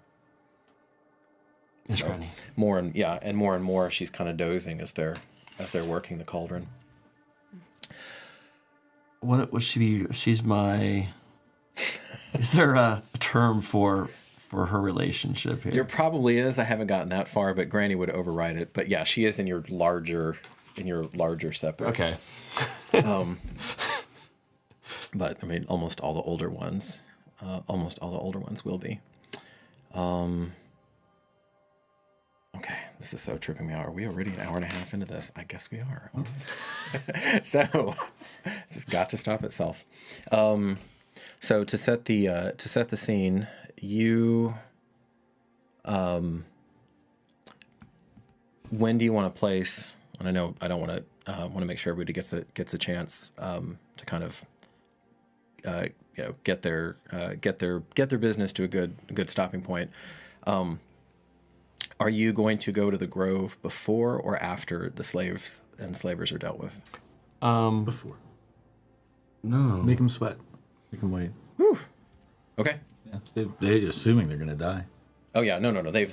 They're moaning, they're begging. We will have people question them as well. That was part of the other thing we wanted to make sure. They may have information about even just things they saw in terms of what's going on at Leptis, where they've been, what sort of trade, what the slave trade is like right now, all sorts of things, because that could indicate lots of things. Have they seen ships being prepared from Leptis? These are all things they might have seen. They're not terribly helpful, but. Business is, to paraphrase the old saying, business is slavery and business is slavery and slavery is good. I will say that the there has been a noticeable uptick in the slave trade around Zahar. And is Pollock still active? They skip Pollux because Zahar is actively occupying it right now. Yeah. Zahar's active. Okay. And I sent that to be made for Lepidus Major. Oh, okay. Yeah. Okay. I didn't know Zahar was actively occupying it. Last I heard was Utini was going down there, and that was the last I know. Nope. No. They are actively they're actively there. Okay. Zaharian occupation. I will form the coterie here, the fellowship. So this is okay. So you're going to do that at the keep. All right. We'll hit break then. Right. And I know, I know, baby, I know. So here's a that one's a bit obscure, but we'll see. All right. So for the trivia question tonight, so Marcus replaced Lady Vale's Candle of Faith, and the trivia question is, name one of the two lights that she follows. And if you don't know the number, just what they are. So they're two in particular, or even what the symbol is. So one of her lights, either a symbol or what they are, or just the number. All right, and we will see you on the backside. First comment? Intermission. First true that, Corey. So first comment, then it'll have to be. Although could also be in the chat, since I'm going to be running the chat too. So we'll see that. Okay, peace, and we'll see you soon. See you guys soon.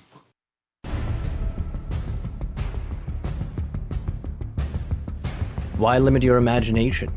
In the tabletop role-playing space, customization is everything, especially when it comes to your character.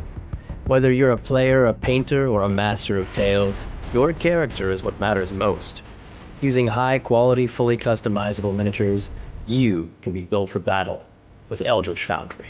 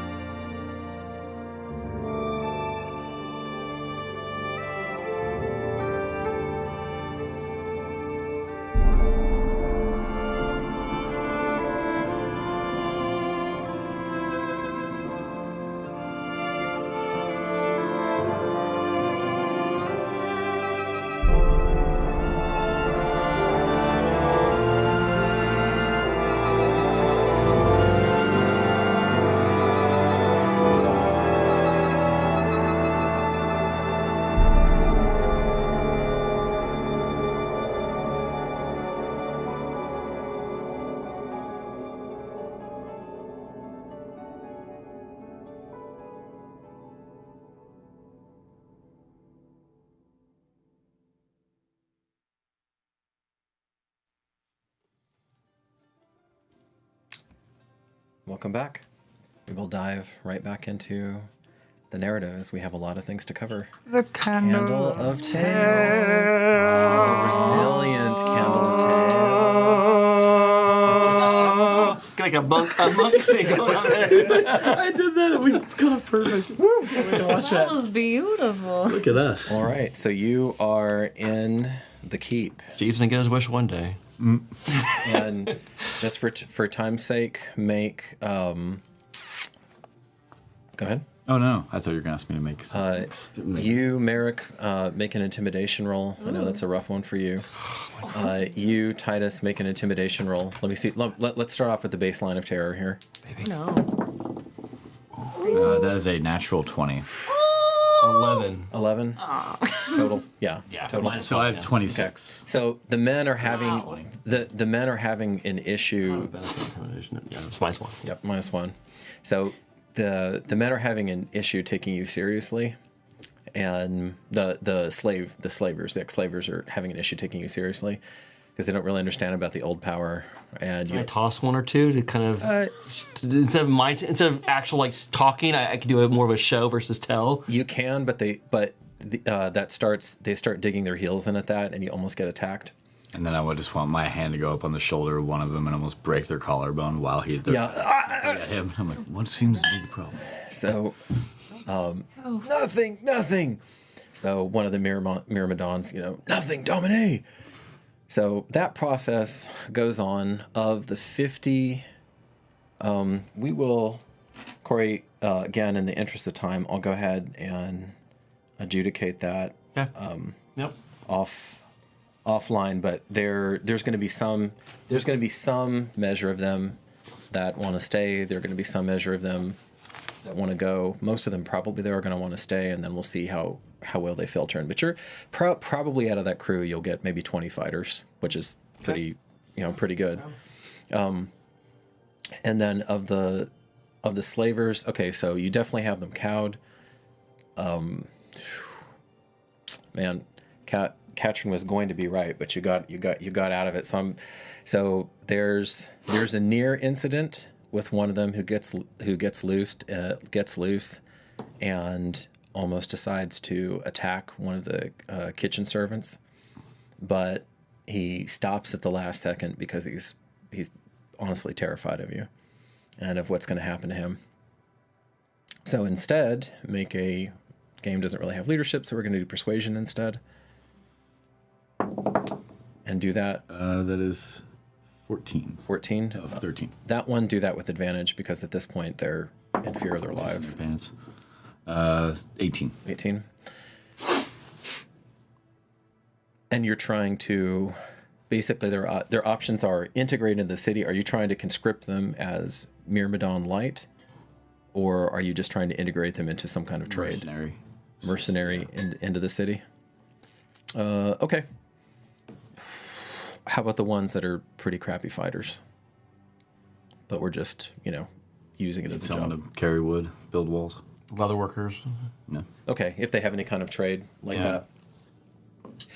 You do suit. Okay, they, as far as you know, you have actually would have been 17, but one of them is really too messed up to do. I don't know, maybe Marcus can help him, but you have 16.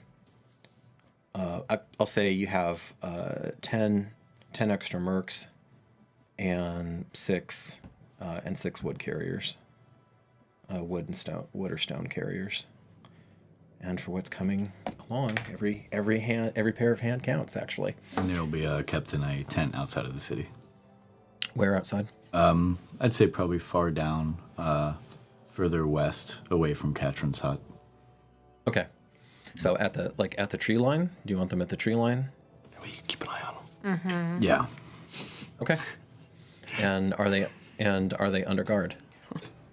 Well, Yep. no, Choice you know decisions. what? I'll keep them inside of the city. I'll keep them kind of like in a pen. Where at? Let's go ahead and put them by the fighting pit. Okay. So you have some sort of. It's a makeshift, and it's honestly because of that intimidation. I wanted to put up like a wooden fence and be like, when you leave this without my Or near the god, barracks if you want. you will lose your head. Depends on. They can't. If they go outside of that at any point that they're not ordered to, they die. Okay. But you're giving them food, you're giving them water, Yeah. and they're trained, and the ones who are Half fighting, ration, and the ones who are, Till they okay. prove themselves.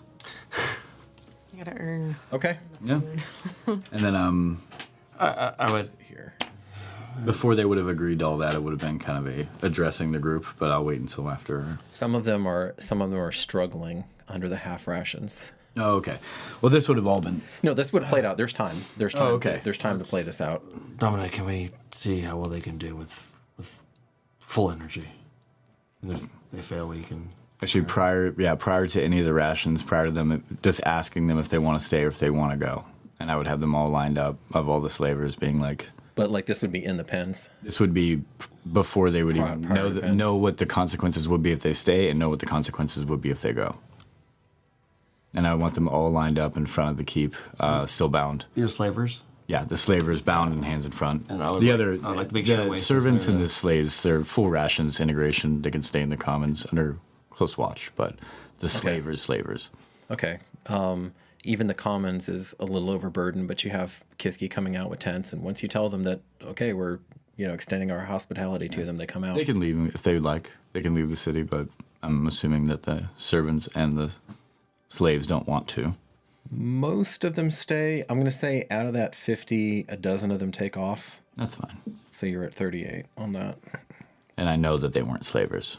They were under the servants. Yeah. No, those this have is been specifically for the slaves. Those have been twice vetted. Okay. They were vetted initially, and then before you let them go, you had probably Wesa vet them a second time, and now you've heard their story once, so now you're running through that again for.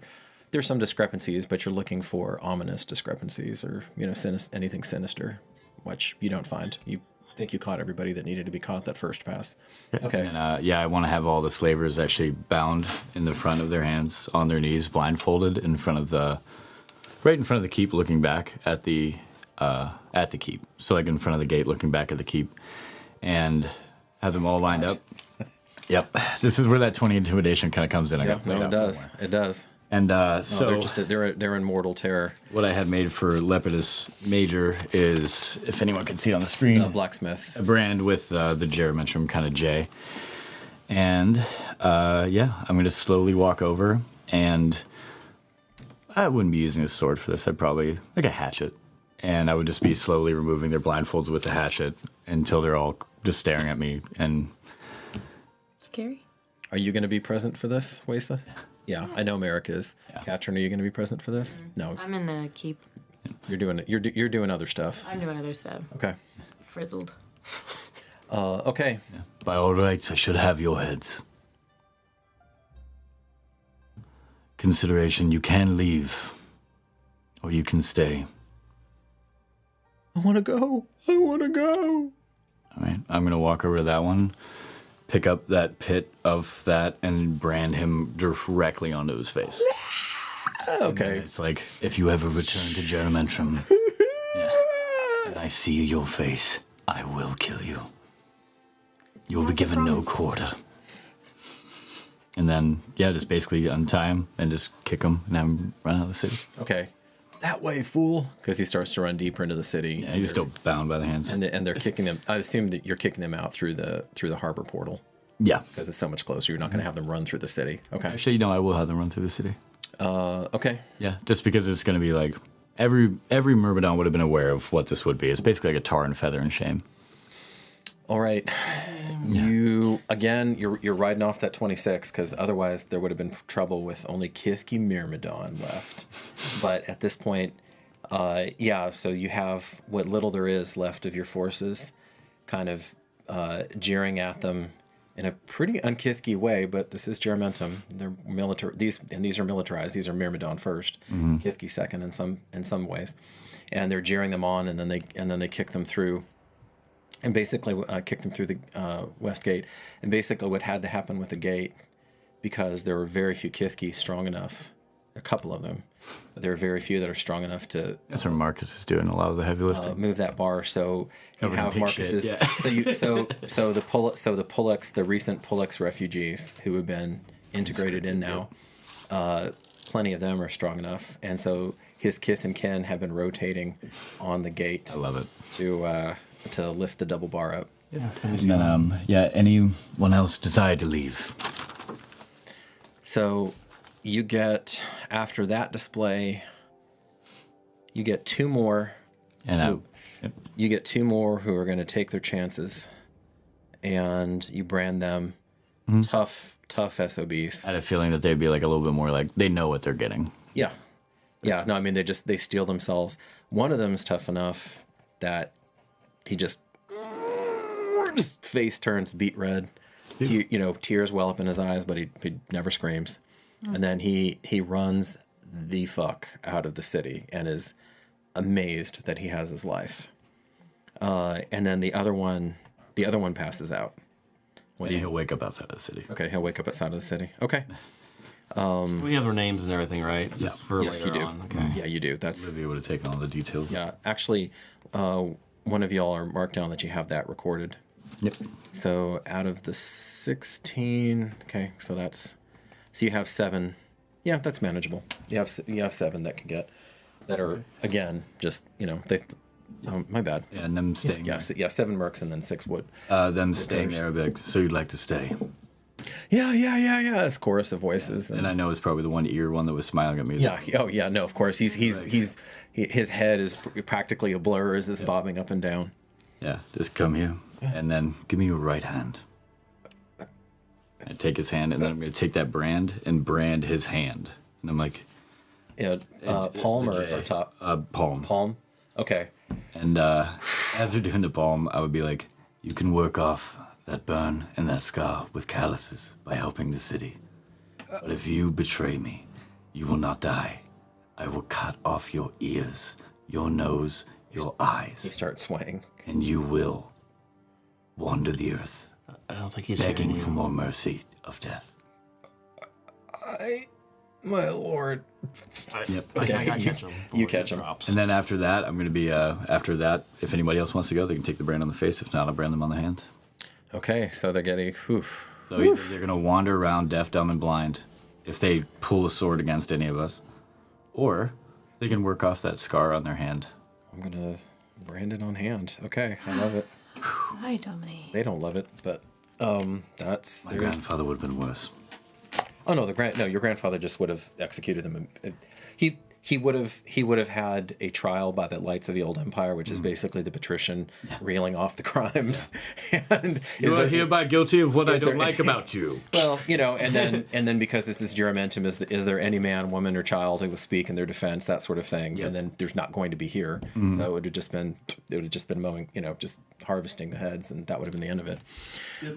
Okay. Full rations kept in the pen. If they leave the pen out of my order, they become deaf, dumb, and blind. You do not have a problem after that, as far as that goes. I think I made my point. Yeah. Yes, you did. And what was the name of the one that's really eager? I know that he was kind of like a first mate scenario. Yeah. Let's see. I'll have to grab him real quick. No rush. So There's that's some time before I run into them Oh, again. no, wait. Here we are. Here you are. Just that one was Charis. That's right. Charis. Yeah, and you learn later on that Charis actually does have the secret of the word. I figured as much. Needs some help getting his hand ready for writing. Yeah. Oh, so there would be a captain's log then. No, he was not the captain. Okay. I didn't. And his good friends did not know that he had the secret of the word. That comes out later. Okay. Yes. We're doing a brief time jump, so that comes out later. I just want to make sure that In the fullness of time. No, dude. If anybody on that ship knew that he had the secret of the word, they would have turned his ass in for coin. Yeah, for sure. There's a nice little bounty for anybody who rats out their friends. All right, awesome. Yeah, and any guard that they have, they're given wooden clubs. They're not giving any type of blade or anything of that nature. But Okay. Yep. Okay.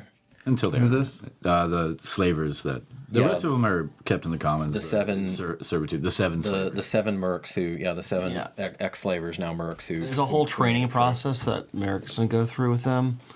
write that down because I do need to get to Katrin. Yes. I do need to get to Katrin before we're out here. Okay, so we're back.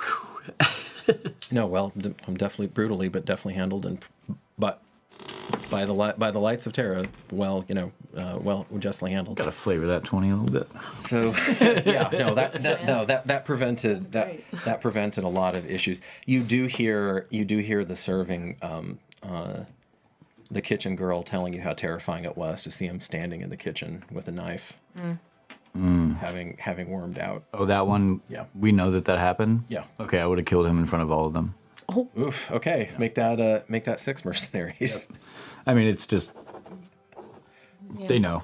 Okay. I don't think we're gonna have any trouble from the remaining 6. No, now you're really not. Yeah. Now you're really not going to have any trouble from them. Okay. Cool. You do, just to knock the ship out, you do find more things on the ship. You never find something that is wondrous or extraordinary. Any armor that would fit a full-grown man, I would probably give to Marcus. There's okay, yeah. Actually, no, you do. There is. Templar Cassius, didn't he have articulated plate? He did, in fact. I'll give that to Marcus. So that is Marcus's. And then yeah. anything else would be given up among the men, Okay. or anything that we can find use of. Yep. There's some pretty good. Yeah, there's some pretty good stuff in there. As far as that's concerned, again, nothing horribly unique, but if anybody wants a traveling leatherworking set, you can have a really nice one, courtesy of the old captain. Oh, we'll probably give that to someone who might be able to use leatherworking. I mean, I'll redistribute that if there's anyone who can use that. I do want to take some of the silk, and I want to go to one of the seamstress and have them kind of just do a fold over, just basically a cuff. So the silk is Lady Julia's. Yeah, Oh. that would be the one. It's not the captain's, right? And she is not pleased that somebody stole something from her. Somebody. So a certain somebody Who was it? She can ask for that it. she does not see. She can ask for it back in person. And so you are the fellowship reconvenes minus a Marcus who needed a mental health day at the pig pens and is happy. He's fully recovered. And after Corey, I don't think we're gonna make it to the Grove. So the Grove happens. She investigates it. There is something that happens there. I'll make this quick and dirty. Make a perception roll as you enter the Grove. 21. Okay. As you enter the Grove, you see someone dart off the other side and leave. Quick. You can tell that it's a female figure, dressed in armor and a cloak, and she is fast. Is he by himself? Not just quick. No. He's with probably a whole bunch of. Didn't he bring us? Yeah, we're Did there. we go? Yeah. You also, I mean, Granny Dushine came. You probably brought some others, and she's off, and it looked like she was sitting beside, maybe even meditating next to the seed as it grew, and she's on Too top. fast for me to do anything. Yeah. Okay. Did any of us? Did any of us? Did we catch that? Make perception rolls. Let's see. It's never going to be good. And a cloak, you said? 9. You did not have your bow strong as you went in there, did you? No, but I was potentially going to see if I can do something. Yeah, no, she's gone. Okay. Yeah. She's gone. 19. Yes, thank God. No, She doesn't see it. no, You said no? no. Damn. 19. 9. No. Yeah, no. Are you sure? No, I'm kidding. Okay. I mean, you trust Merrick that she darted off, and basically it looks like this blood golem, because that's what it is just, this is the first time that you've seen it. Same. Yeah, first time y'all have seen it, and that could be a whole thing, but that's basically, yeah, it's gestating. It's not Incubated. it's incubating. Yeah. It's not much bigger than it was before and much more solid, but it's a bit. Do I see any tracks, or can I discern foot size on the tracking? Make a survival check. That's going to be a 10. No. Does this remind me of what I saw on the ship? The woman that just darted into the water? Yeah. It does. Golly. Interesting. Same cloak, same basic, thin figure. Yeah. Mm-hmm. Other than that, Granny Dushine confirms that yes, this is basically the equivalent of Nilishli, but from Roth. Should we kill it? Will it be on our side? I take that as a no. That is unknown at this time. This is even for Granny Dushan, hell, even for Granny Touchgem. This is terra incognita. This is. I will say that interfering with an entity like that might We can't fear the unknown. piss it off. Understood. Pissing Roth off would be like pissing off. And you didn't try to kill Militia, did you? No, she tried to kill me. Yeah, I knew that was coming. Okay. So just so y'all know, this this time jump is going to be about 2 moons. So okay. Yeah, about 2 moons. So you'll have time. I assume that I have a pretty good idea. You're gonna have the various fortifications. In that time, you could have sent a message down to Pollux, start that up if you wanted to. But I'm gonna say unless you veto me as players, you're pretty reluctant to leave the city right now for any length of time. Yeah. And you can just feel this mounting pressure coming, like soon. I would also be asking any of the sailors tips and tricks on how to use that ship and learn how to sail. Okay, they're starting to. You're starting that process. That's not overnight, but No. you do have time.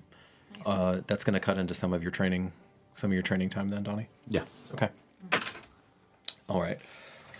And I would probably have investigated a little bit about this weird power. I'm not sure how yet, but that would be something for us to Try it on the 6. It's true. I could, as we're training, I can play around with the 6 and the. Anytime. That is fair. I will tell you I'll tell you after. Anika, are you Let's go. you pretty much lined up there, my darling? All right. Yeah, there's something I was going to look up about that particular ability, Corey. I'll do it later. But yeah, because I need to see the exact wording on it, and then I'll make a call on whether or not you can play with it, or if you really have to do it with some intent, because you were pretty intense on the boat. And anytime that you do it with intent, it's going to impact your bow. So it may not be the kind of thing that you can really just play with casually. So you're there with an actually exhausted looking Livia, who in her office, in the comfortable haven of rationality and information that has become Livia's office, with occasional issues. But The lady's not there, right? The Lady Julia Drusa is not. No, Livia has managed to exhaust her, actually, but Sealed her off. in a different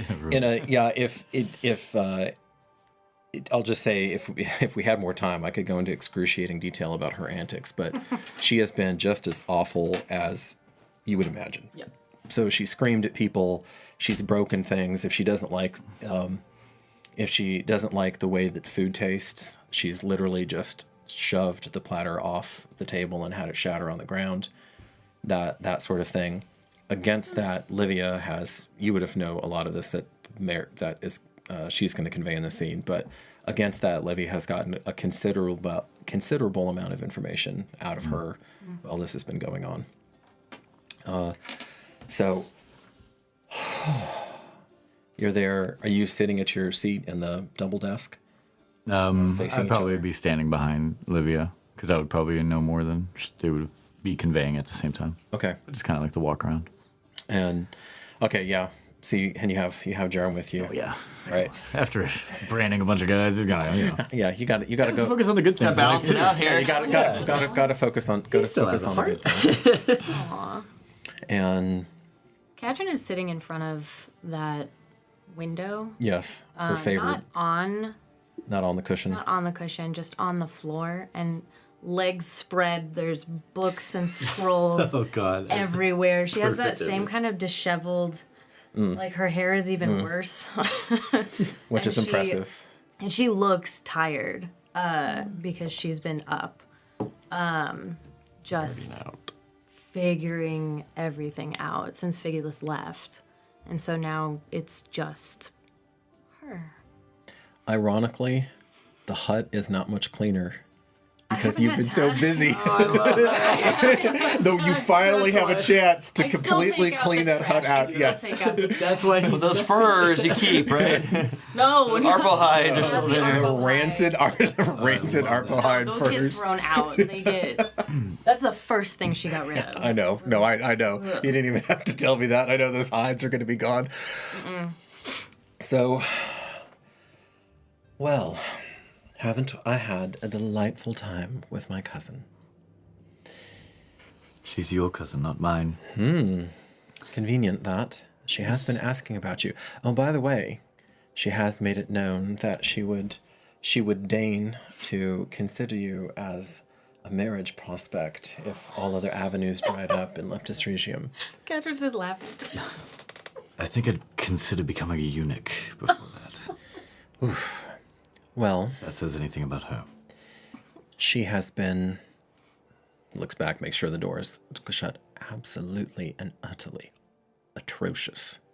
However, the gist is this, that I did get one quite important piece out of her, well, several, but one of them is that they expect us to negotiate the terms of the annexation. So now I've already sent back Scroll. We'll play another round of games, no doubt. We're dickering now about the location of this negotiation, and we will see how it proceeds. The initial terms are as draconian as you would think, but again, that's their first and worst offer. So now I've countered, and we're off. The most important thing is to just buy us more time. I know. So we're going back and forth, and I think I can still probably squeeze out those 2 moons. Maybe now. I've tried to do my studies, but it's very hard to. I'm seeing this unfold now in front of my face, and getting to see how this Byzantine maze is navigated or failed to be navigated. She has been useful that way. Good thing about her never shutting up. Some things useful come out of her mouth. Most not. Oh, and apparently she was not supposed to be her, but her older brother, although he had some sort of accident before, and so sadly, she says, what was her phrase? Oh yes, brother had the bad grace to die before. Oh no, she said brother had the bad grace to expire before he could come up and fulfill his duties. The last thing I'll say, and well, I suppose they're twinned, is that she had a scroll with her. I have a copy of it now, directing Lady Vale to render all aid to the transfer of government from Leptis Regium as an independent city-state to once more fly the Chimera above it. So it's going to become part of the Empire now, yes. Cause for concern. Lucretia Tarquinia anticipated this, though, and essentially snuck around her, and I delayed her, and by the time she awoke at, almost high sun, it was, of course, long gone. So, officially, Lady Vale is not in defiance of His Majesty. I don't know how all of that plays out, but we'll see. I'm sure she knew what she was doing. Any road. Enough of that. Give me something more interesting, please, advisor. What do you know of the Children of Crimson? Only what the little bits and pieces you've told me or we've discussed. I know they're terribly important. That they are the focus of most of Figulus Naeus' career. And they will be a focus now. Oh. That's why they're leaving. Publia and Figulus. They're leaving to intercept. So the next child is here. And that is not good. Please elucidate. I must preface this. There was a lot of speculation about a lot of this, and I trust Figulus, but there are some things that are missing. But there are some things that we know, and this is what I believe. There are many gods. One of them is a teal. She freshens her quill. That's right. And he's considered to be the god of lies, seduction, twisted love. Take your pick. Who knows?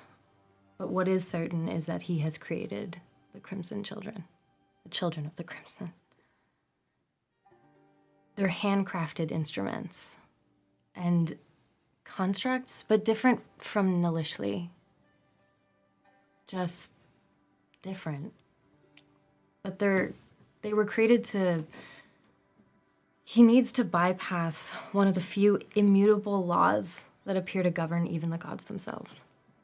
And here we are.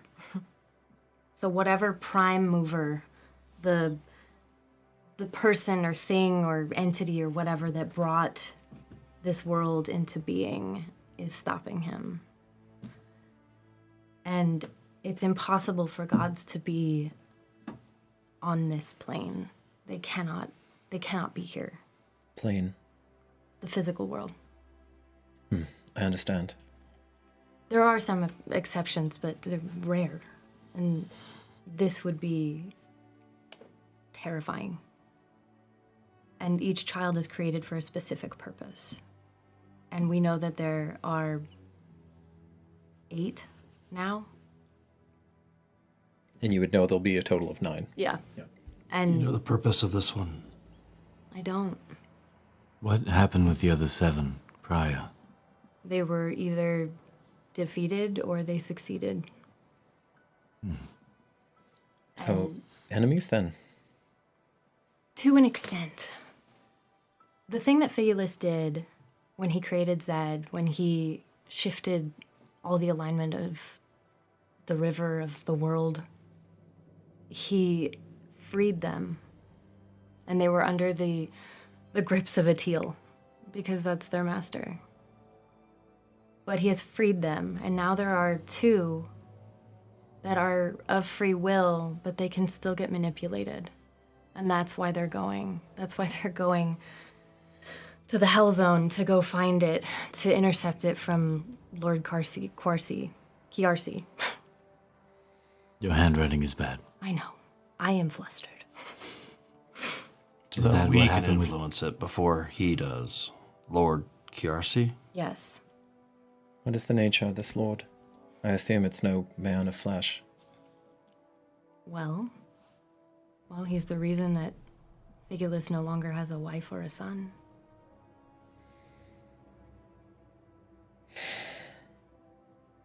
I see. He's essentially the lieutenant of Atil. This vessel here on this plane, Like Nalishi is with, Teskatli. like, I am. What you choose to be. But, and she does look over at that, but kind of elides over it.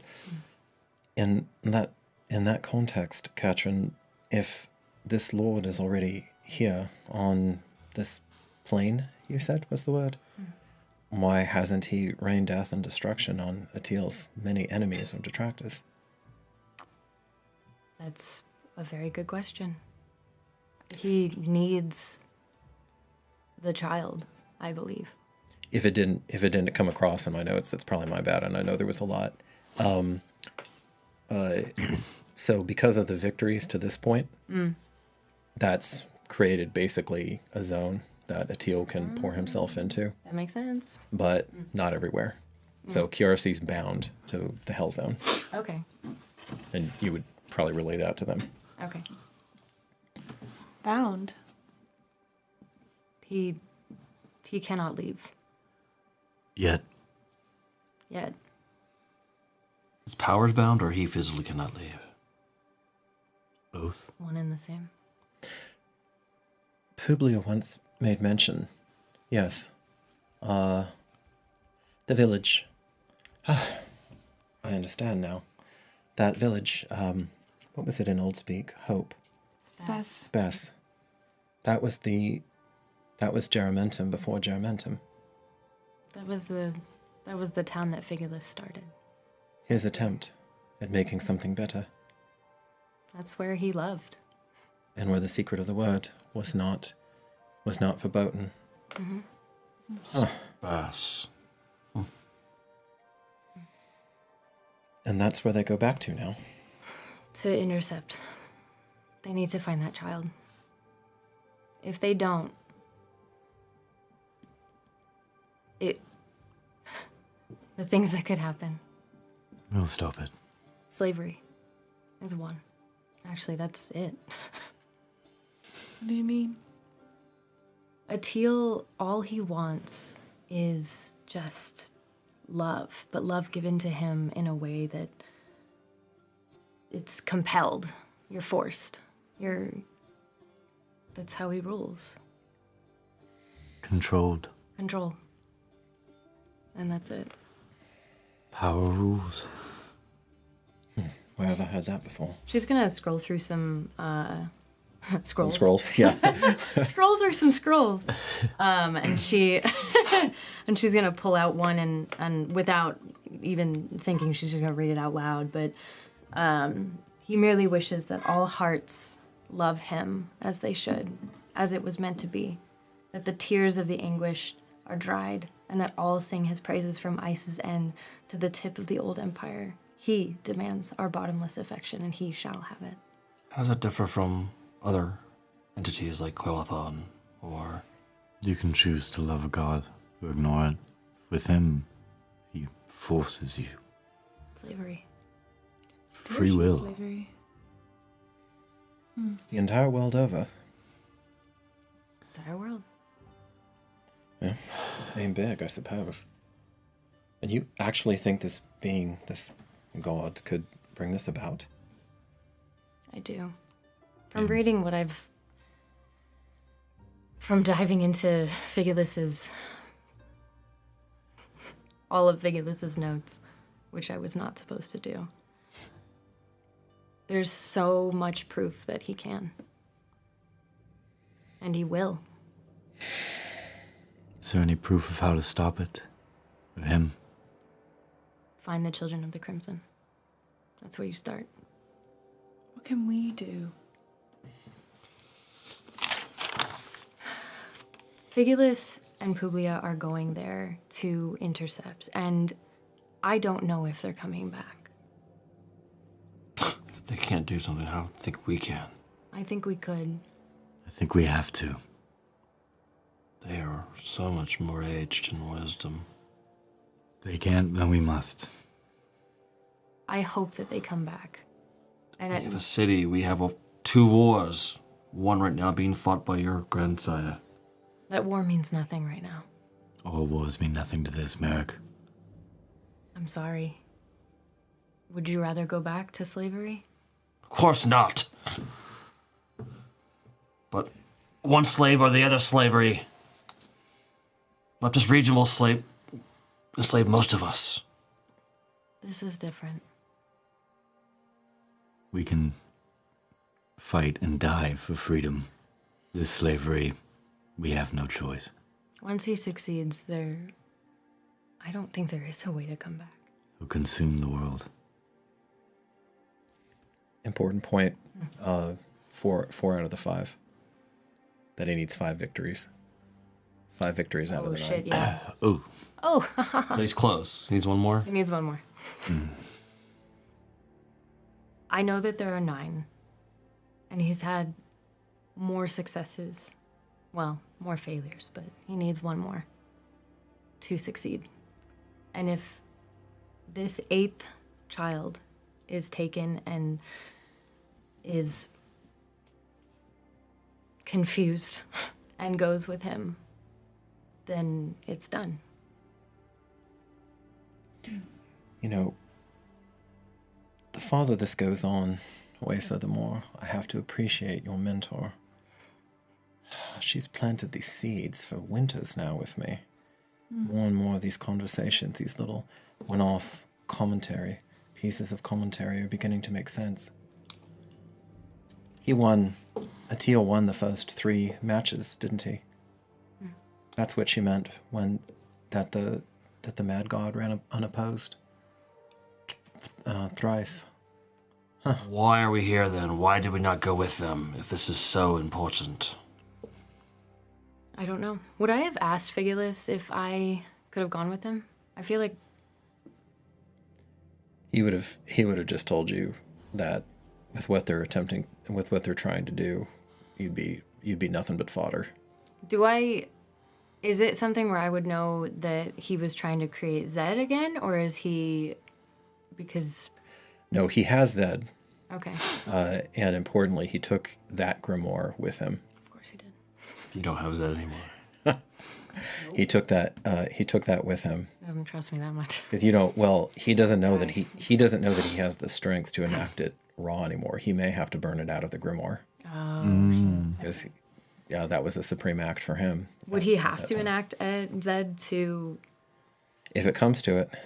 Okay. And he just he told you that he has a plan. That KRC probably will know that they're coming, and they know that he knows, and so now it's going to be a game, and he has a plan. He has a potential, a way out. A bad plan, but it's a plan. Was the last child the one that Griff was mentioning? Laylee. Yeah. The one from Yes. Arbella. And Arbella. Yes. That tale. Love. Did he lose? The teal?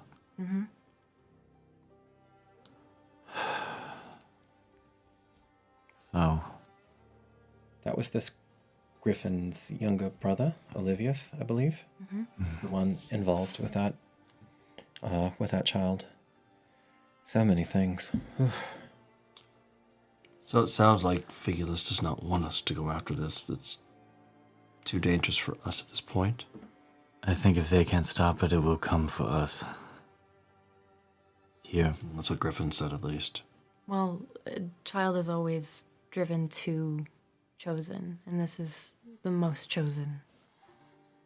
Unless he gets intercepted by, Figulus. well, or Old QRC. KRC. And I would know that he doesn't have him, right?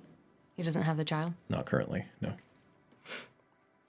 Hence your 2 elders getting out while they can to try to stop that from The happening. child's coming from the same zone that KRC is bound to. The Hell Zone. Why wouldn't KRC have access to him, the child? I don't know. Seems weird. This one is, I agree, Mac, but this one is unknown, untested. If I'm understanding this correctly, this series of events correctly, this will be the first child that has, the first one to enter into this world that has free will. Freedom. Perhaps what it lacks in power, it makes up in guile, or at least has some way of evading curiosity for a while. Skies, because it's not directly connected right now. Yes, Has it made a choice? has not. Huh. Can curiosity sense it? Not necessarily then, eh? If the ties are well and truly severed. I would assume not. Can we sense it? The river you talk about, is it connected the same? Make an Arcana check. Titus wrote a scroll or two his day. 11. You'd have to research that more. I'll say this much: something that's a tool, that was that powerful. You would be surprised if there wasn't something. I would be able to That would see the show. pull of mana, though, wouldn't I? But like That's too far how away. far away or Right. what you would be looking for and all that, you don't know. I can't see it. Hopefully we can try again. I think it will be here before we expect it, but is there any way we can prepare? This is 2 months, 2 moons, you said? Yeah, about 2 moons. So the so crone they've hasn't been- arrived yet then. It hasn't been. No, it hasn't been. This meeting is taking place maybe a 10-day or something Okay. past that. But yeah, you have a period of peace. So how long ago did Figulus and Publia leave? About 10 days ago now. How long is the trip to the Hell Zone and back? About 3, but then there would have been scouting. There would have been. You haven't. Nothing conclusive has happened yet. Okay. And Although they could have made contact with QRC by now, but you didn't feel You didn't feel like a Titanic. right, because it would be if he had enacted anything, it would have just If he had enacted Zed, I you would would've- be able to feel that. right. But if he had enacted something else, no, not from this distance. Have I felt anything internal, as far as like blood being spilled? I mean, there's a massive potential war going on. I'm just curious if I'm feeling anything. Not yet. Okay. You do feel the mounting pressure. So there's some pressure building There's up pressure building in the air around me, which okay. And the more sensitive the more sensitive people in the city, period, people are on edge. Like they know shit's coming down the pike. And obviously people are on edge because the stalwart defender, the founder of the vanguard city's has gone. returned. Yeah, they're gone. Wace, has there been anything in your culture similar to this? Not that I know of, no. I think we should probably be asking any god for any amount of help that we can get. I agree. I can talk to Tezcatli as I do. And even Quattle. They must be seeing things.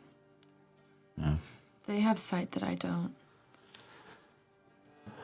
Would I know if a teal has an enemy, like a god as an enemy? Wouldn't all gods be his enemy? I was like, wait. Some of them, some of them care a lot more. Like the Magna Mater has a very different view on things and doesn't necessarily care what happens in the world of man because she's not interested. I mean, it's the whole idea of like Marcus, like its worshippers go away and weakens each of the gods. As he absorbs them, that means the other gods all get weaker. animals, all breath of wind, and all sunlight are her worshippers. So, Yes.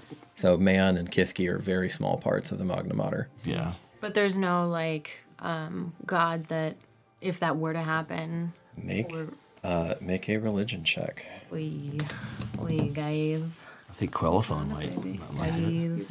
Yeah, I was gonna try. 9. Something kind of Rolling so low. something kind of sputters back there, but that's been there's been so much that even you were going to have to check, but you think there's something there, but there's a thread, but you have to pull on it. Okay. Can I try a religion check from Quaelathon? I rub my missing candle What do you to focus see if there's a direct enemy or a correlation of like good and evil against Quaelathon. to a teal? Yeah, sure. Go ahead.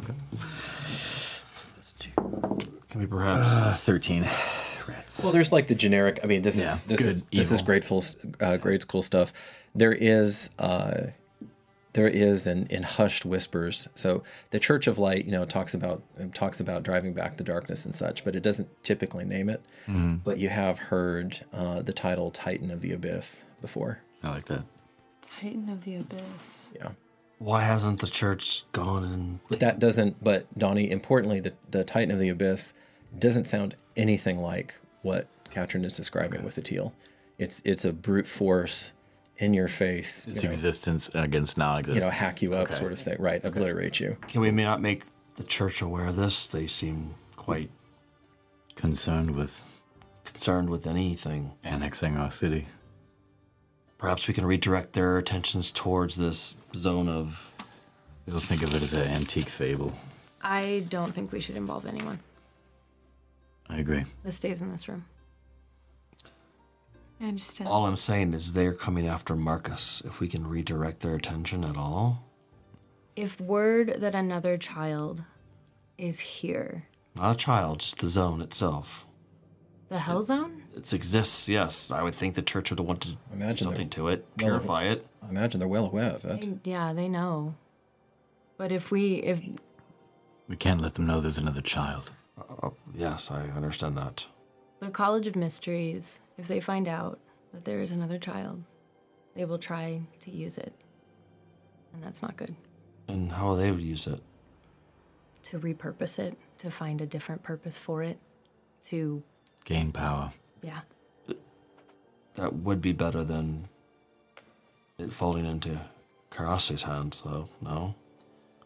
If we need the assistance, I'm just looking at the best of the two worst. Absolutely not. It would be completely misguided. They would use it incorrectly. And it, right, that would be the... Well, there's the College of Mysteries, which of course is the collection, the organization down in the old empire. And then you have your good friends up north in Valicia, the Cognoscenti. Oh, yeah, It's yeah, using yeah. the ring who to would- Gondor. Yeah, it's gonna be bad. The Cognoscenti who would absolutely repurpose that child. Yeah, yeah. Because you could make that child, you could take that arcane essence and you could make a hell of an artifact out of that at a minimum. Okay. And of course, all of them are always trying to reinvent Figulisneus' magnum opus, Zed, Yeah, or the wish spell. yeah. Sarah, what would we do with this child? What could we do? If it's coming here, we should have a plan. Well, it's a child, yes, an actual child. I mean, I understand it's a construct, but it's like Nalishli. It can make decisions. It can grow and learn and be someone. Yes? You teach it. Am I misunderstanding that? So these other children are still alive, some of them? There's maybe one. Maybe. Another looking child? Who is... But you understand. Like your character would understand that once they've served their purpose, the teal has no more use for them. I'll relay that as well. There's no other active child that he can take to get his 5.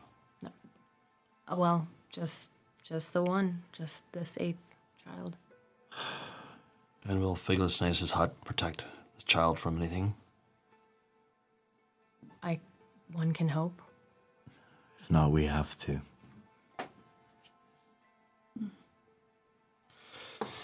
Okay. Well, if the child comes, I assume we will keep it the most safest spot in Geramentum, which is Figulisneus' hut. You hear Spot. you hear running feet coming down the hallway. I turn my head. Okay. And then I think your passive is next, so you catch it right after that. Jerem's is pretty your- good, so he starts crying. Your passive is really high, too. Oh, go on. Perception or which one? go on. Passive perception. Yeah, 17. Yeah, you're next. Yeah, you're next. So a beat after her, you hear the running feet, and then pretty quickly, Someone's coming. She's gonna close some clicks. I swear, if this is another of Julia Druce's, and she gets up, enter, my lady, oh my lord, So this is one of the repurposed civilians. Oh, cool. Because basically all the runners, Yeah, they're who all were actually older teenagers, worth their salt, all yeah. got pressed into being militia now. They're not officially Myrmidon yet, but that's how it goes. So, body found, arbor. It's awful. We'll go. Yeah. Put Jerem down, and we should all go. Immediately. So the Nennas, of course, are always close at hand. It's basically just a handoff. They're just And like, the Kithki Nennas always, it's you're borrowing their baby from them. totally get that. It's like grandparents, with the first grandkid. And You're gonna touch the ground. Yeah. I should note here that in case it gets lost in the shuffle, that by the end of the fight, because this is the last time we're going to see Jerem this episode, before the end of the 5 moon, he's trying to pull himself up on things. He can't walk yet, but he's pulling himself up, because I looked up the earliest any baby has ever been confirmed to walk is 6 months, and that'll be 5 months for him. So he's already pulling himself boy. up, and he's trying to toddle. to cry this episode. I'm gonna go. Okay. All right.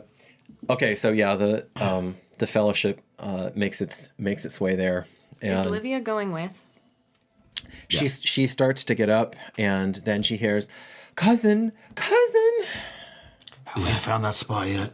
I'd better run you into Fiance, dear. She's gonna put a hand on your shoulder. Please keep this safe. And it's all of her strewn out work that she's working on. Because usually she does it in the hut, and she brought it all the way up here. She nods, she takes her cloak off and throws it over it. And then summons some of her other ladies in waiting to come in and populate the room.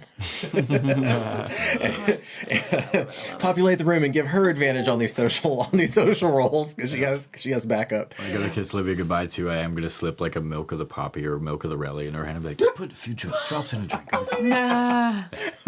We used to do it with Mother all the time. She gives you a kiss back and just kind of shakes her head when you mention your mother. It would be an eye roll, but yeah, run out. So Just you. That's so funny. I'm so sleepy here.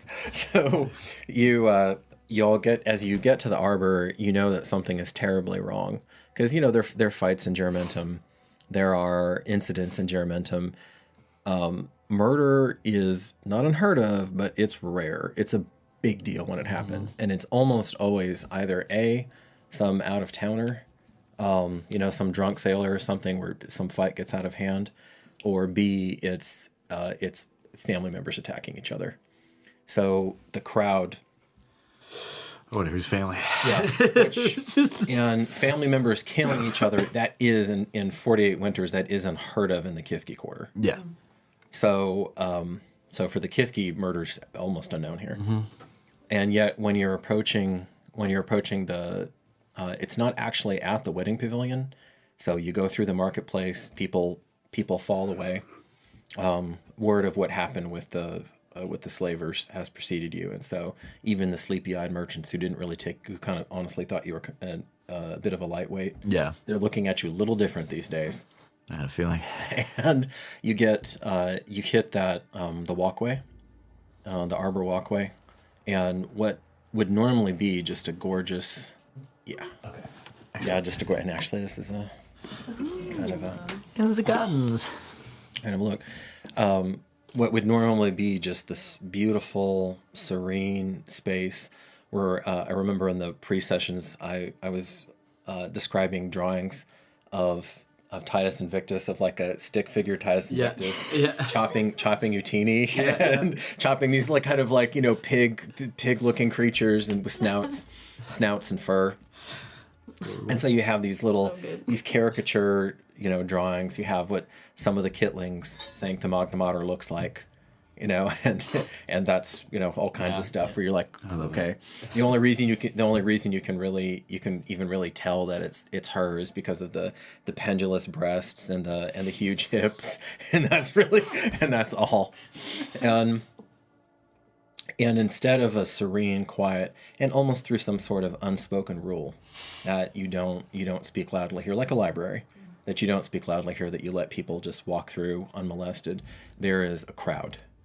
And it's mainly Kithki, so you can see, well, not you, but the rest of you can see over the crowd. You're tall for Kithki, but not that much taller. There are some humans interspersed, and some just a hush and then a wailing as you get closer. Make way for the Lord. Yeah, running up. Okay.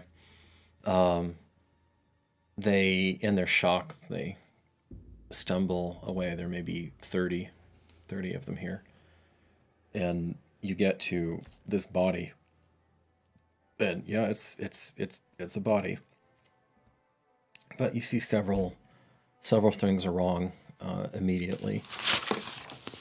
One of them is that someone has taken a impressively sharp instrument, and you see that they've cut from the hollow of the throat all the way down to the pubis. Just recognize the cut style. Filleted them like a fish. You do not. Okay. You do not. And you see, as you get closer, that the unfortunate target was a female Kithki. She looked maybe about 25 winters. Sometimes hard to tell with Kithki, but someone has this, presumably the same person, has carefully circled, and the eyes are missing out. And go ahead and make medicine rolls. Do I recognize the Kithki? Is it part of my Seppu or? And at that point, I would have been like, "Return to your chorus!" Yeah, just like immediately show everyone away outside from me. Yes, you do recognize them. They're not your Seppu, but I recognize them, but they're not my Seppu. Yeah, you recognize her. That's whoever that is, yeah. Whatever name you want to give her. Tamley. Tamley? Yeah, Tamley. That's Tamley, my lord. Tamley Deeper Fern, not Touchstem. Tamley Touchstem is the sergeant. This was Tamley Deeper Fern. This was Tamley Deeper Fern. Was she And hall or what's that? Where does she work? Importantly, she was a Waterwood.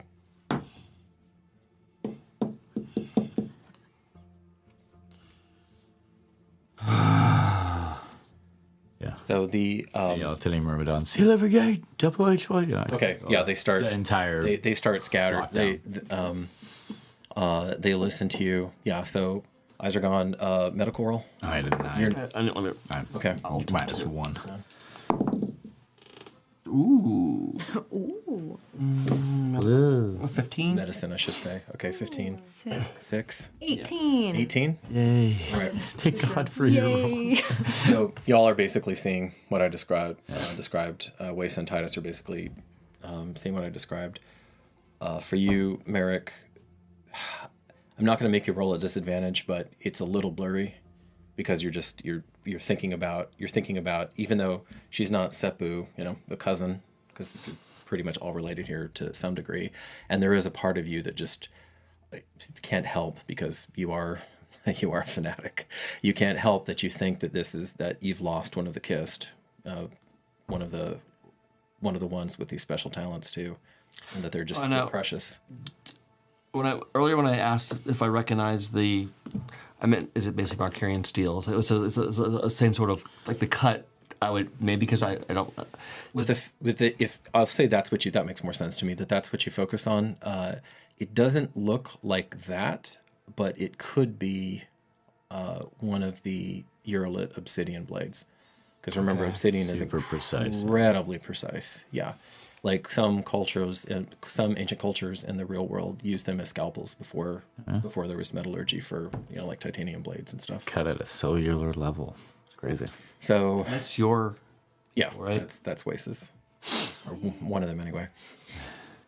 Okay, with the 18, what you're pretty aware of is just it occurs to you that not only did they cut them like that, which is precise, but a steady hand could do that very quickly. But with the eyes, this is in broad daylight. They took that instrument and got the eyes out. Is there any? It doesn't look like a combat gouge. It's like precise. It's a precision. It's a precision thing. Yeah. Is there anything that I've ever read or seen that is kind of a ritualistic thing like this in any sort of culture? There are. I'm not going to make you roll on this. Figulus Neus has encountered various cults before, and this doesn't feel right to you. This feels way out of the ordinary. So it's not cultish. It's just no. It feels cultish to you. Okay. Yeah. Okay. Yeah. Does she have anything on her? Just her kind of normal everyday apparel, a little pouch, some healing herbs, some nutmeg. And does it seem at all like magic was used while working? Make an investigation roll. 9. Nothing obvious. I mean, you have seen scorch marks now. You've seen gouts of acid. You've seen a number of different will working employed, but nothing absolutely obvious. No. Would I have seen anything that's obvious? Go ahead and make a investigation roll. Investigation or Arcana? Investigation for this. I tried. Yep. It's cocked. Damn it. Never mind. No. You're caught up on the eyes. 8. Yeah. You're Has everyone else left the area? It was almost a 7. You have a few. You have a few who are just inconsolable with grief, but otherwise, yes. I'm like, not in public.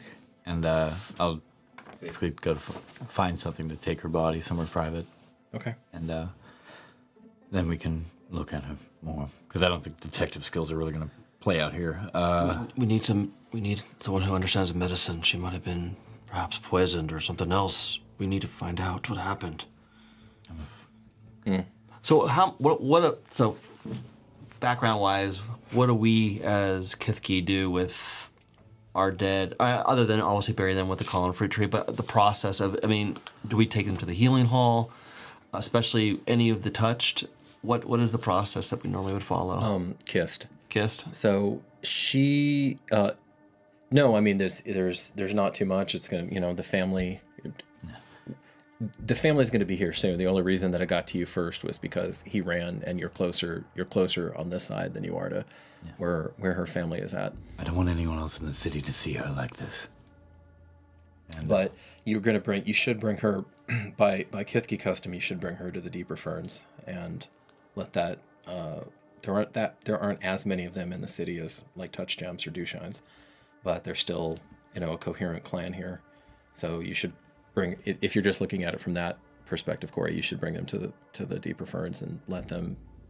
I mean, they're gonna have their mourning period, but they'll bury her under a column fruit tree somewhere. A bush, I should say. We have a little bit of time, but the deeper fronts, the family needs to see her, my lord, eventually. in public. Okay, so some of your men And probably since the closest... bring you a canvas tarp. Yeah, and then kind of the closest municipal building that we could kind of put her in. Because I have a feeling, I kind of want to also know, is there an impression from that cut as if something is missing or something inside? Let's see. Because it was just a cut from bow to stern. Yeah, poor Germentum doesn't have too much in the way of it. Where do you want to go, Donnie? You know what? How about Phlebotomist's mansion? Right there. Yeah, it's right there. Describe that. Being commandeered, Flabby. Okay. Yeah. Where's that room that you had? It's in Phlebotomist's mansion. He's the head merchant, so he's not going to be a fan of what's going to happen. I mean, you have a room. I am a lord. And that. Dominique, to what do I? Oh my gods! As the blood is soaking. Pleasure's all blood mine. is soaking. Yeah, and Dominique, I must protest. This is awful. someone has been murdered. Awful. I see that, Dominique, but a second murder of my upholstery, please, does not need to happen. Please. I appreciate your continued support of House Vaughan. And then just kind of do what I'm going to do anyway. All right. Is blood like what's the blood like? Dried? Still It's fresh? fresh. But actually, make another medicine roll. I want to see if there's something, if Waisa knows this or not. 9. Waisa's struggling today. She All right. is. She's struggling. She is. So there's something you feel like there's something you should know about how this blood is moving and is soaking through, but it doesn't quite bubble up to the surface. Is there a way that I can very sneakily get a little bit on my finger? I was actually going to ask you to do that. Okay, as you move on, make a sleight of hand. 19. Nice. Okay, you're small. You use Titus as a little bit of cover, and you just casually brush your hand out. It's not like you reach under. You just brush your hand out underneath the tarp, and then are moving and give it a little taste.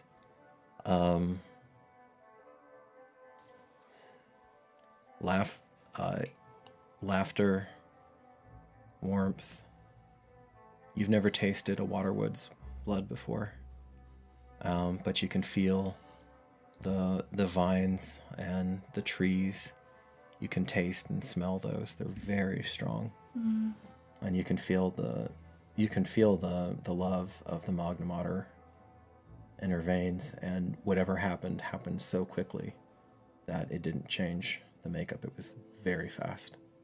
Almost like she didn't even See it aware of coming. it. So it couldn't have been the thing that killed her. Couldn't have been this cut. Got it. Couldn't have been. That would have been excruciating, even with an obsidian blade. Can I investigate around like the neck, or if there's any other type of puncture wound? So you commandeer the fifth room down the hallway. Yeah, I'll do that room. Yeah. Okay. I mean, it is kind of. It's kind of yours. Yeah. I will describe it in more detail, perhaps at a later date. But let's just say that Lucretia did not skimp. When so this is a lady. You didn't. Philodemus's rooms. This room is nicer. It's not bigger, but it's nicer than and more opulent and more luxurious than any room in the keep, including Titus and Victus's. It's not at all, but including your mother's, including my cot, including Jerem's room. Threaten Lady Zosh on her if he doesn't behave. Yeah. I love it. So, Lady Zosh has not yet figured out that this is going on in this mansion over here. Once she does, Philodemus is in for it. No, that's a good call.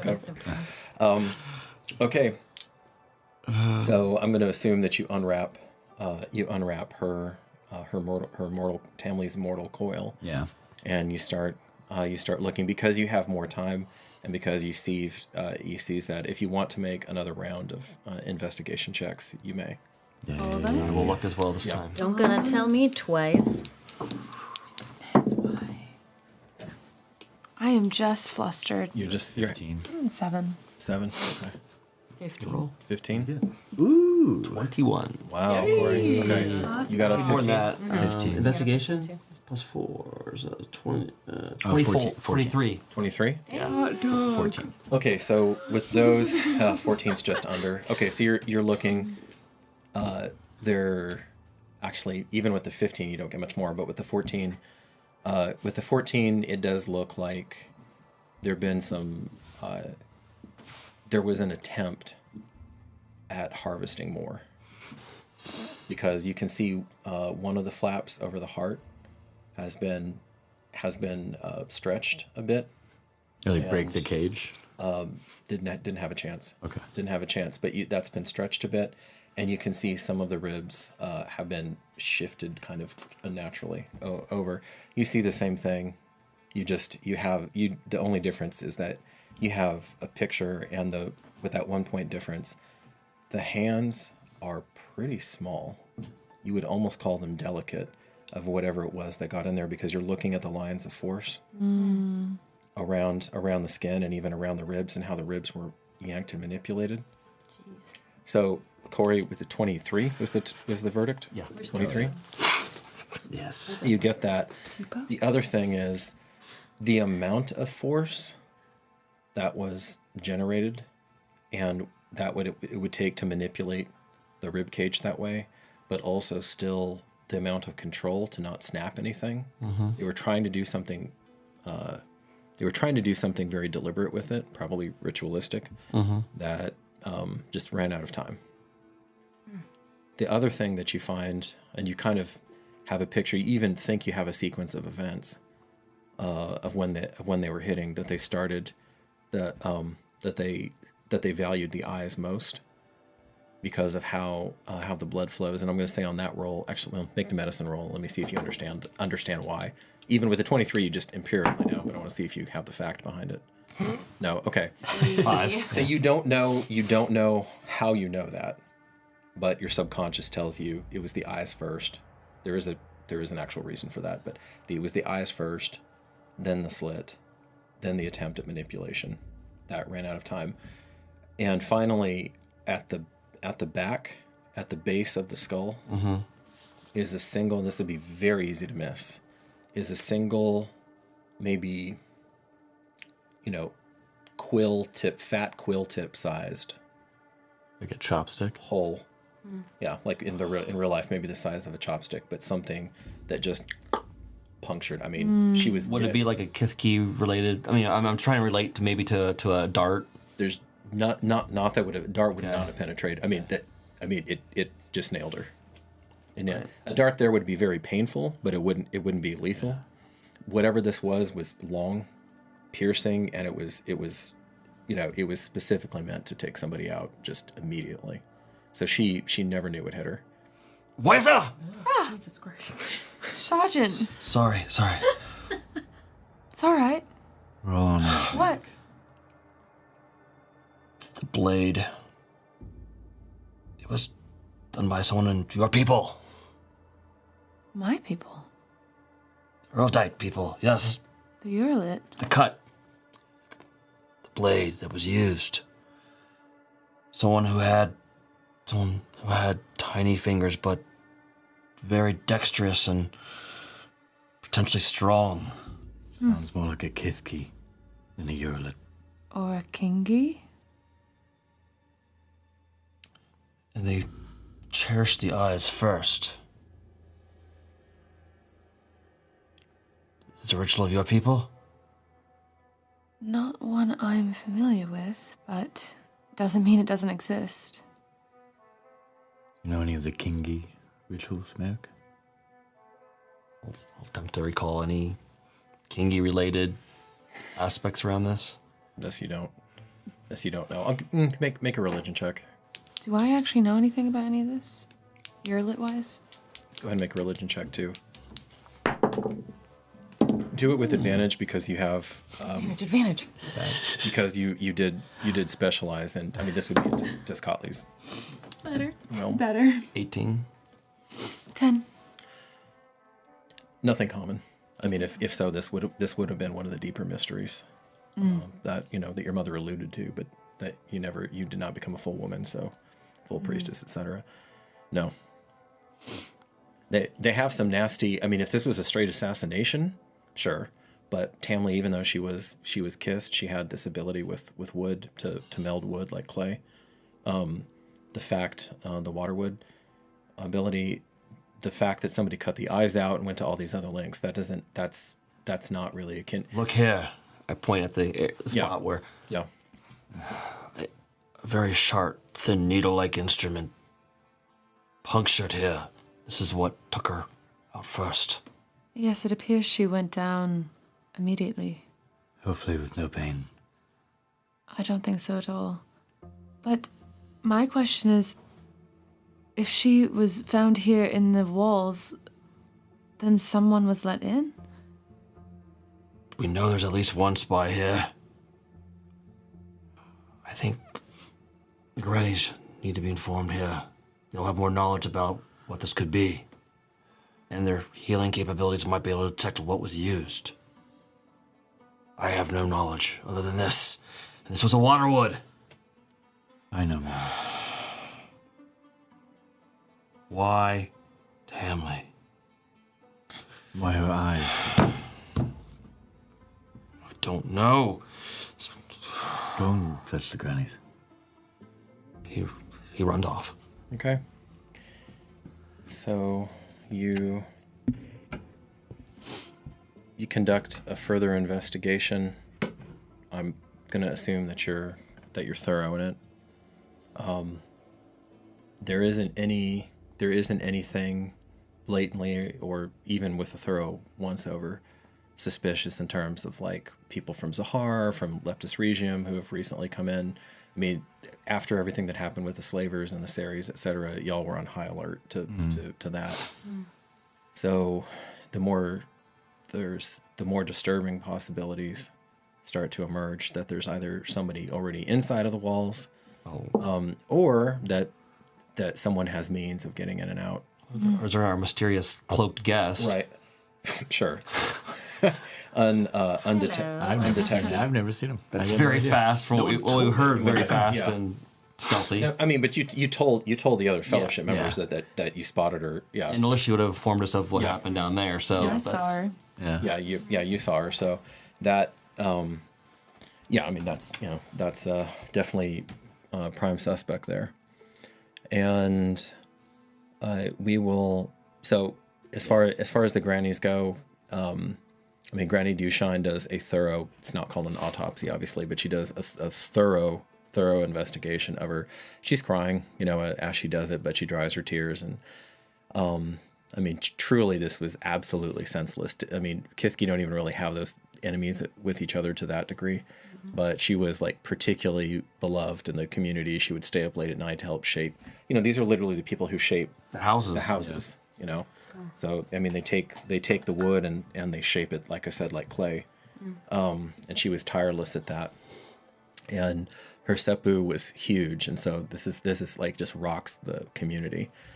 And for all of that, I mean, Granny Dushine, with her massive medical ability, can't really come up with anything more than she does rule out poison. Okay, but somehow they were able to take her out with a. I guess It was deep. No, I mean, it was deep. Was there That anything else alone. missing inside of? It was deep. No. Okay. No, but she confirms that it looks like small, very strong hands tried to get in there. Old power like hands. But we're potentially, yeah. Do I know any creatures or anything that have tiny hands that are that strong? Well, what's his name leave with Figulus? Tipo? Yeah. Is it Tipo? Not Tipo. I mean, eyes. Golly. Wace's comment about Kingi comes to mind because you would assume that if Kithki have the old power, have individuals like Merrick who are super strong compared to their period, but compared to their size, that the Kingi probably would have something analogous to. But none of you have heard about an ashen undertone skinned Kithki appearing person running around the city. And that's any news from that crone? Might be the precursor to the crone. Yeah. Right. Crone's not here. You know that. You would. Oh, okay. You're gonna feel when that happens. And she's taken her sweet time, so she's not rushing across. I mean, that's a part of the continent. That's like a chunk of the continent to They got cross. tiny legs. That's not. They have tiny legs. It's way over she's there. old. Okay, she is not rushing on your account. She's answering the call, but she's not rushing. So, I love it. Do I know of any Kingi rituals then that would go along with that? not like that. Okay. Not like that. And the thing is that Tamley was too young, because they assassinate the matrons, will take each other out. Yeah. But killing a young Waterwood like Tamley would be wasteful in their eyes. So I'll conclude tonight's rather gruesome journey like this.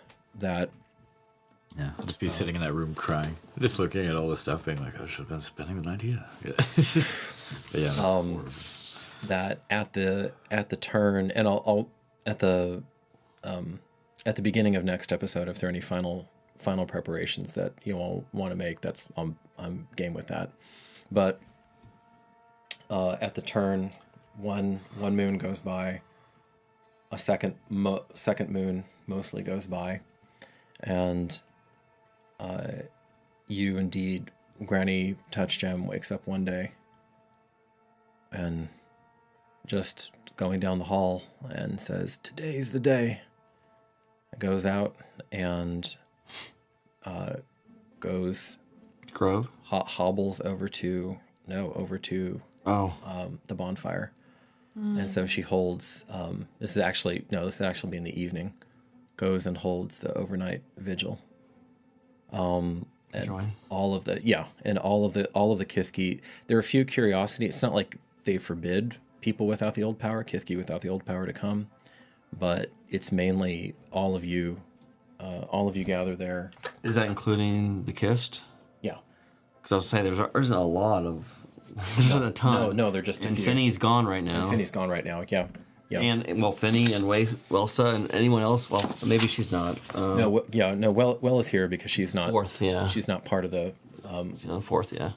So, that happens, and then Granny, after the vigil, as the night grows deep, she begins to make her way, because it started probably before twilight, and then through twilight and into the evening, and she makes her way over to the incomplete watchtower.